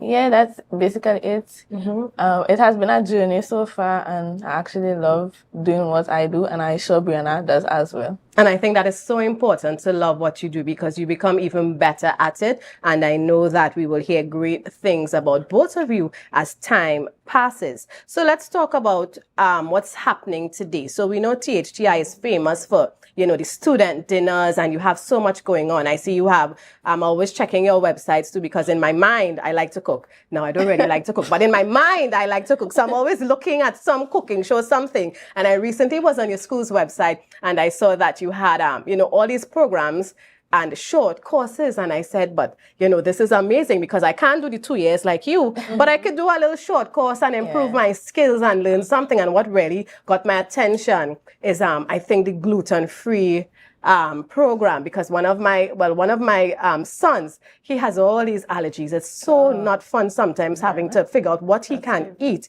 And, you know, gluten is one of the issues, but he's kind of phasing out, but I still have to watch it. And I thought like, wow, you know, this is so timely, and to know we have access to these things. But we want to talk about what's happening today. So tell us a little bit about, I heard dirt oven somewhere in the conversation. So tell us about it. So today, our school has a calendar of events. Let's start with that. Today, the calendar of events starts, and it starts with the dirt oven sale. Right. So it's happening at Shaw Park. We do take pre-orders. However, if you don't have the time to call an order, you could always go down there, and I'm sure it would be available to you. Delise would give you a briefing of exactly what we have. So some examples of what we are making today is the whole wheat bread, pimento cheese bread, coconut drops and coconut tarts, and it traditionally is baked in banana leaf in the oven. So you could go down and check it out. Do you know what time it begins? Collection starts at 12 noon and cuts off at 2 p.m. Today so we need to be on time, right? That's not all afternoon. You know how we like to move at our own pace, right? 12 p.m. to 2 p.m. You mentioned pre-ordering. Can people still order? Because it's like minutes to 9. Yes, can we still order? Order and don't stop. You just call and order. Right. So I am very interested in the pimento cheesy bread. So this is my order now, right? Viewers, you can see the list of the breads available: dasheen bread, white pan bread, whole wheat bread, pimento cheese bread, pimento whole wheat bread. And of course, for the sweet tooth people, you have coconut tart, coconut drops, all in the dirt oven. And for those of you who had bread or delicacies coming out of the dirt oven, you know it's something different. So be a part of that experience today. Support our young people, our future restaurant owners, or future sous chefs, head chefs. Let us support them and be a part of this experience. So that's at the Shaw Park Food Hub from 12 p.m. and 2 p.m. Not 2:10, not 2:30, 2 p.m. So I don't know who's listening from THTI. I am placing my order for my pimento cheese bread. I will be there to pick it up at 12 p.m. All right, I'll find out the course after. I really just want the bread. All right, just one loaf, and we'll start there. So let's talk about our student dinners. So we know that y'all are very well known for putting on these fantastic dinners. Tell us, where are we? And it's always somewhere we're traveling to. Where are we traveling to? When are these dinners? And how can we be a part of that experience? Well, this semester we are taking you to Mexico, France, Italy, and India. We also have an all-inclusive brunch, so it doesn't exactly have one theme. Right. So it includes everybody. We have our first dinner is Taste of Mexico. It is on the 7th of November. And it starts at 6:30 p.m. The second one coming up would be France. Right. So before you go to the second one, so a taste of Mexico, and of course we can expect our taste buds to be awakened with, the foods coming from their traditional cuisine, etc. And who is preparing the menu for all these events? Our students. Our students, right? So again, we need to support our young persons, and maybe there might be some not so young ones in there as well, but we need to support our people and be a part of this experience. So a taste of Mexico and that's on the 7th, is it? Yes. All right. Remind me the time? 6:30 p.m. Right. And after that, if you miss the taste of Mexico, we go to the taste of France. So tell us a little about what to expect. Well, the taste of France is more of a gastronomical experience. It's not something that you would get from any other dinner. We incorporating a little bit more of the science side to France. So you'll see stuff more like gases and infused drinks and infused foods. You would see a lot of textures, a lot of different plates and work, a lot of different artwork incorporated in your food with the French dinner. Right, and I love that. Something you may not experience at a restaurant just like that. So something to look forward to. And that's November 11th. When we go to November 18th, what's happening on November 18th? We have a taste of India, yes. So tell us about that. We just celebrated our Diwali holiday yesterday, and some of us had our own taste of India. But what else can we expect on November 18th? Well, you see how India has mostly street food. So as you come into the event, you will have a array of street foods on the outside, and then where you can go inside and sit and enjoy the taste of India and what India has to offer in Tobago. So you wouldn't, I love that. Some of us want to travel the world. Here's your opportunity. Right? Don't worry about the hassle. If you need visa for here, what documents for there, your passport expire, you just dress up and show up November 4th, November 11th, November 18th, and you are traveling the world. And November 25th, what happens on November 25th? Taste of Italy. Did I miss? Oh, yes, that's your brunch and a taste of Italy. Yes, so tell me a little what we can expect when we talk about brunch on the hill and a taste of Italy. Are these two events in one, or are they separate? They're separated. One is a dinner and one is a brunch. Okay, so tell us about the brunch. It's a Christmas brunch, but they wouldn't just come to experience one main dish. So it is a bunch of different dishes, but you're coming to enjoy it. It has like honey roasted ham and beef, and it has waffles, and so just come in to just enjoy and talk to the people that you love. Bring more than 5 people if you can. Right. Yes, we like that. Bring people, right? Of course. And a taste of Italy. Of course, we know we can look forward to exploring the cuisine of Italy. What else can you tell us? Well, normally what I've noticed is that persons hear Italy and they spontaneously think of Alfredo. Yes. And that's really not what Italy is. Right. So what we're doing is we're bringing traditional Italy to Tobago, which is an experience you wouldn't get anywhere else on the island. So we're giving you stuff that nobody else could provide. So, and I love that. It's a one-of-a-kind experience, quite unique. And if we want to be a part of maybe all these events or one or two, how can we be a part of it? Through our school's website. You could contact our school by calling or www.thdi.edu.tt. That's our website. You could book there. You can call in. There's a number on that same said site. You could use our Instagram page or Facebook page, even our TikTok page to get there. Right. So no excuse, right? No excuse. And is making a booking or reservations advisable? Or can I, with my last minute self, just decide, hey, I now remember this is happening. Let me just pick up myself and go up there? Honestly, it doesn't matter. If you make your reservation, fine, it would be handy. Right. So you know how much to cater for. Right. But if you don't and you say, okay, well, I'm going to be there, by all means, you be there. Right. So they don't want to turn anyone away, but let me encourage us, make your booking, make your reservation, let it be a sold out event so that when the last minute people like me try to come, they say, sorry, we have no more room. This is fully booked. You know, although they may not want to turn me away, but many of you would plan and really give them that support. And this is exciting. You know, I also want to say good morning. I think you have your Dean of Academic Services with you this morning. Yes, yes. All right, so give her a shout out. Say her name and shout her out. All right, She's in the back. she's here. Right, she's here supervising. All right, I'm making sure that these young ladies tell us what we need to hear and encourage us to be a part of this. And I would leave you ladies, you know, to talk to the viewers and just encourage them, you know, to come out and support these student dinners and why we should support our student dinners.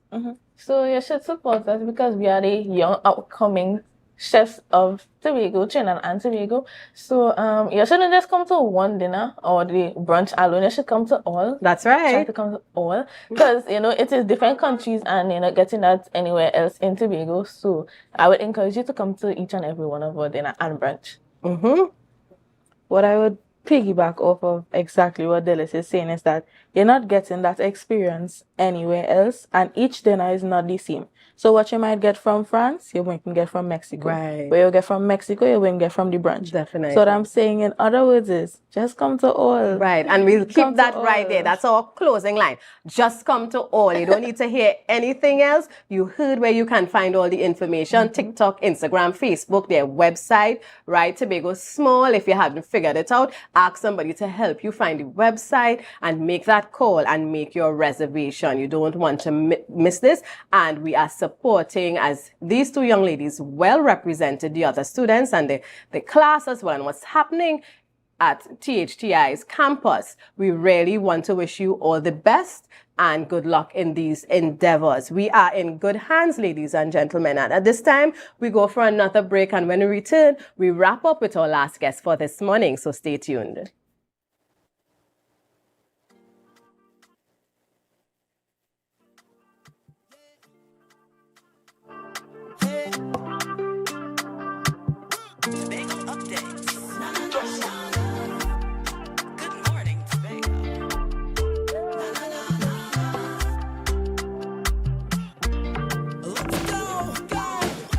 Tobago Glass Supplies has been a leading name for over 37 years in the glass and aluminum market in Tobago. We provide an extensive range of high-quality, innovative aluminum and glass products for commercial and residential use. Competitive prices with superior and professional services by committed employees who are guided by rigid quality standards. Tobago Glass Supplies specializes in the manufacture and installation of glass and aluminum products that are essential to today's homeowners and the business environment. We are engaged in marketing, sales, and installation of a variety of products. These ranges from windows and doors to necessities such as mirrors for homes and vehicles, designed and manufactured in-house or imported.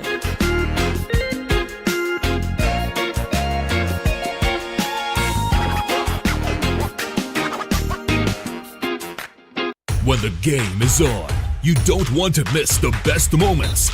With Amplia TV, you can enjoy our ultimate sports package and watch your favorite games on the go. Stay connected and informed with sports news, scores, and stats with Amplia's fastest internet speeds. Up to 1 GB fiber internet, you can stream riveting football action, cricket, NBA games, and much more. With Amplia, it's game on. Visit amplia.co.tt or call 800-4663. Amplia.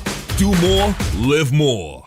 UAPs and standard listen. The TGIS sale is back up to 75% off store-wide. Washers from $1,249. Stoves from $1,299. Fridges from $1,999. Patio set from $1,999. And up to 35% off Samsung and LG TVs. Plus a daily magic hour with even more savings. Follow standards on social media for the inside scoop October 25th to the 30th only.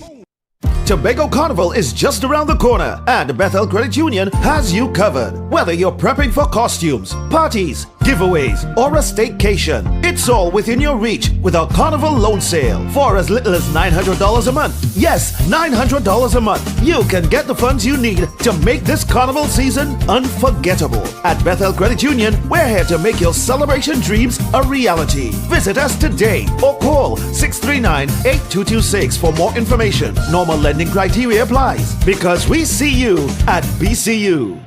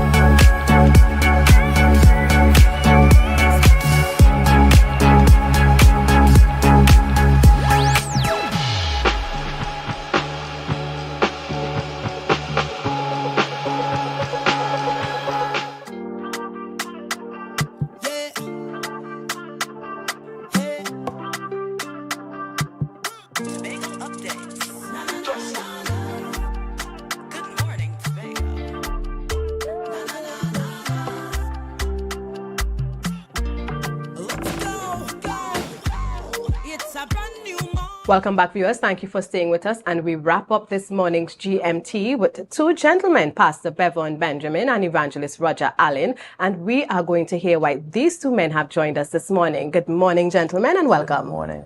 Good morning. Good morning. I want to start off with you, Pastor Benjamin. You are the director of the Personal Ministry, Sabbath School and Publishing within the Tobago Conference of Seventh-day Adventists. When we talk about personal ministries, because that's our focus this morning, what are we talking about exactly? We're talking about evangelism. All right. We're talking about each one reaching one, spreading the gospel of Jesus Christ. Everybody being involved. And of course, being a Seventh-day Adventist Christian, how important is that? And how do you mobilize your members to be a part of that? It's paramount. In fact, outside of being a Seventh-day Adventist, we have a gospel commission given by Jesus himself to go and make disciples.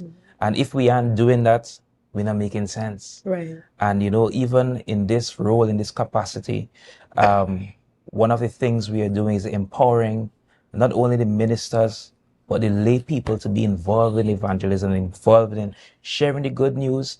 You know, may not necessarily be from a pulpit standing preacher, but one-on-one interactions, Bible studies, you know, using our influence to lead others into a saving relationship with Jesus. And you mentioned that word lay for viewers who may not understand, because many of us would know pastors, reverends, you know, those who really lead the churches. When we talk about lay preachers, who or what are we speaking about? We're talking about persons who aren't pastors. Right. So if you're not a pastor and you're referred to as laity, but the truth is we are all laity. We are all, you know, we're all in this thing together.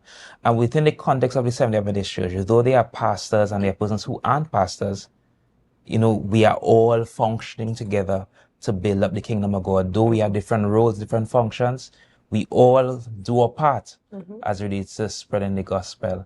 So when we talk about laity, we're talking about anybody, everybody, all involved. And I like that. Anybody, everybody. Of course, the Southwest 1 District of Seventh-day Adventists is getting ready to present Understanding the Times, an evangelistic series. And of course, the speaker for that series is here with us this morning, Evangelist Roger Allen. No stranger to us here. We know that Roger spends a lot of time preaching the word, not just here in Tobago, but overseas as well. But I would let Pastor introduce him as the speaker for the series this morning. And then, Roger, we will get into a little more about the series. We talk about where and who's invited. Ladies and gentlemen, it gives me profound privilege and excitement to introduce to you the man for the hour.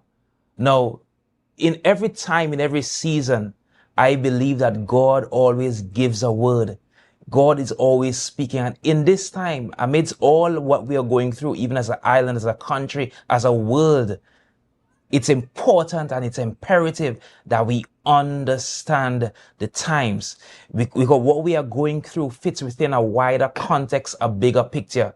And within this, within this experience, we have an evangelistic campaign starting on Sunday, not any Sunday, but this Sunday, the 3rd of November. And our preacher is none other than the man of God, Evangelist Roger Allen, one of my colleagues from school. You know, I've experienced working with him before, and I am so happy and excited to work with him again, even as we push the gospel in the Southwest 1 district. And do you understand why I asked Pastor to do that introduction? I could not come so good at all. So Evangelist Allen, you are the man of the hour as Pastor introduced you. So starting Sunday, 7 p.m. at the Montgomery Junction. Tell us a little bit about what we can expect in this series and how long it's for. Well, the series is for approximately 1 month, but by reason of strength, as we say, we could go further than that. Right. What you could expect in this series, you are getting life-changing, transforming, elevating, motivational messages.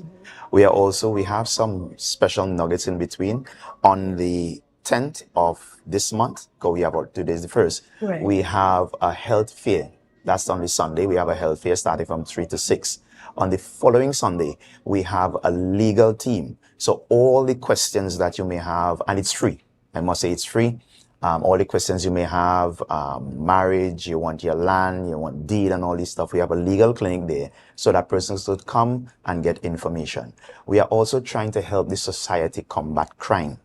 All right. We know that we could put the amount of laws and all these things in place. But unless Jesus Christ gets into that heart, a person would not change. Right. Yeah. So we are taking it from this perspective. Right. So we are not far from, but we are partnering with the police, right, to assist, and the society to assist in combating crime. We really believe that the gospel can change people's life, so that if persons come and embrace the gospel and embrace Jesus, then persons' life can be changed. So we expect persons to come out. All are invited. All are invited. It's in a wonderful location. We have space for everybody. We have parking for everybody. Right. So we're asking the whole of Tobago to come. And I just want to confirm the dates with you, because you said next Sunday would be the health fair. That's the 10th. And the following Sunday, which is the 17th, would be the legal clinic. And that's something, even if you may not be able to make it to the series during the week, I mean, and you're around on Sunday, I think you should definitely take part, be a part of this health clinic. It's so important to get your vitals checked. Sometimes you think you're feeling well, you're looking good, and when you get your pressure checked or your cholesterol, you advise, you need to make these adjustments. And it's free. You are going to have access to nurses and doctors. All right. And of course, lawyers. On the 17th, we're talking about the legal clinic. Again, if you really have to go to get legal advice, the clock starts ticking at a lawyer's office. But here you have access to it free of charge. Now, don't come and expect the lawyer to give you a judgment. You know how we like to push it sometimes, but it's just about advice in terms of what you give them. All right? They would be able to advise you. So I want us to go back again. Evangelist Allen, we're looking at starting Sunday, 7 p.m. Is it every evening? We know that Seventh-day Adventist worships on a Saturday. What can we expect on a Saturday? Tell us a little about that. So Thursday nights are off. Saturday nights are off. But for the first Saturday, which is the 9th, we will not be under the 10th. Okay. But we'll be back in our churches. But from after that, we go in under the 10th until the end of the program. All right. All right. And if we just have that flyer up again on the screen so viewers can take note of it.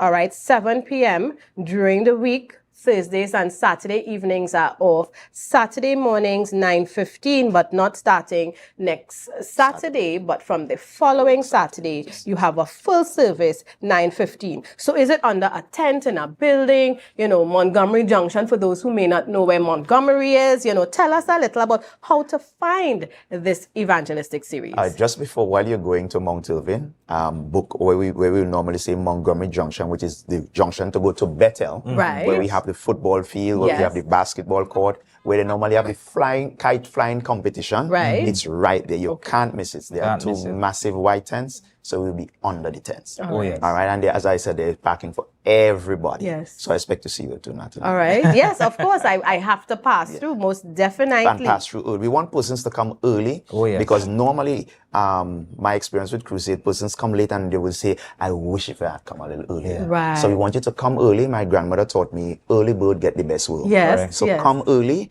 and receive the messages, and you make a decision, you and God from there. All right. But God is gonna bless. Evangelist Allen, how important is it for you to be a part of this type of experience? You preaching the word, encouraging us to make that change, allow the Holy Spirit to make that change within us. I feel extremely good, happy, joyous, whatever word you want to put. Why? Because I'm all over the world preaching, but now I'm home.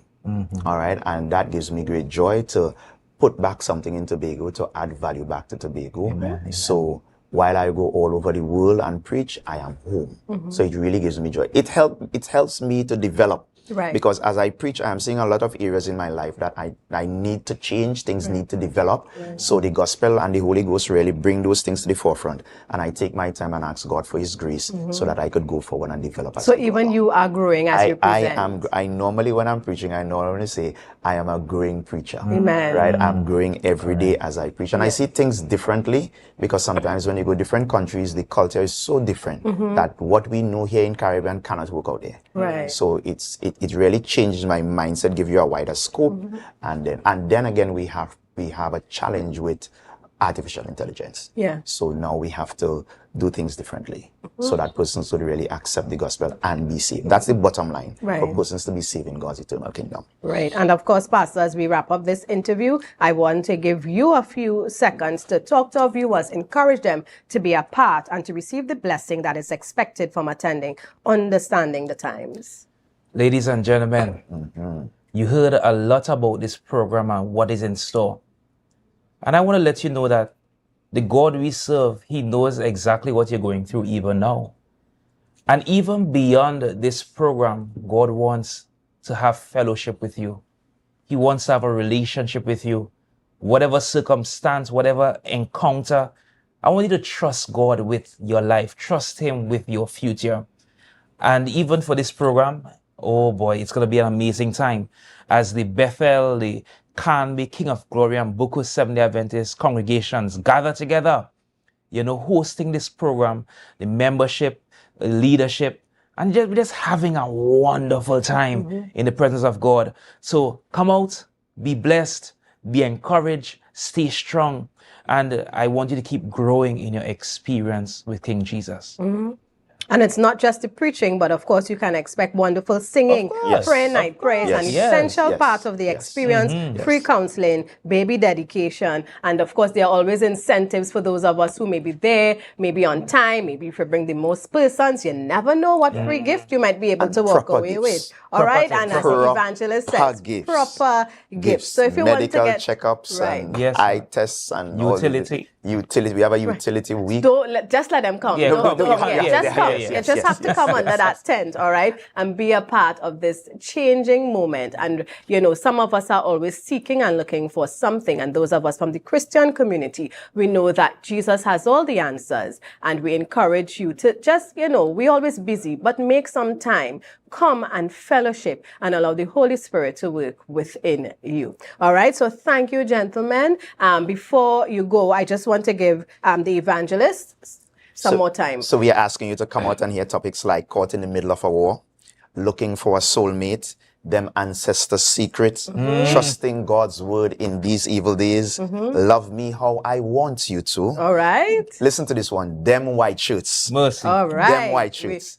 Sex and your body count, IHP, borderlines, and this topic, I am perfectly imperfect. All right. So we are asking you to come out every night and be blessed by the word of the Lord. Thank you, gentlemen. Viewers, thank you for staying with us. Remember, it's Friday, November 1st. And as I always encourage us, Friday means a lot for us here. It's the beginning of the weekend. But be careful and always look out for someone else. Until next time, thank you for viewing Tobago Updates Television. I am Natalie Seeley Richardson.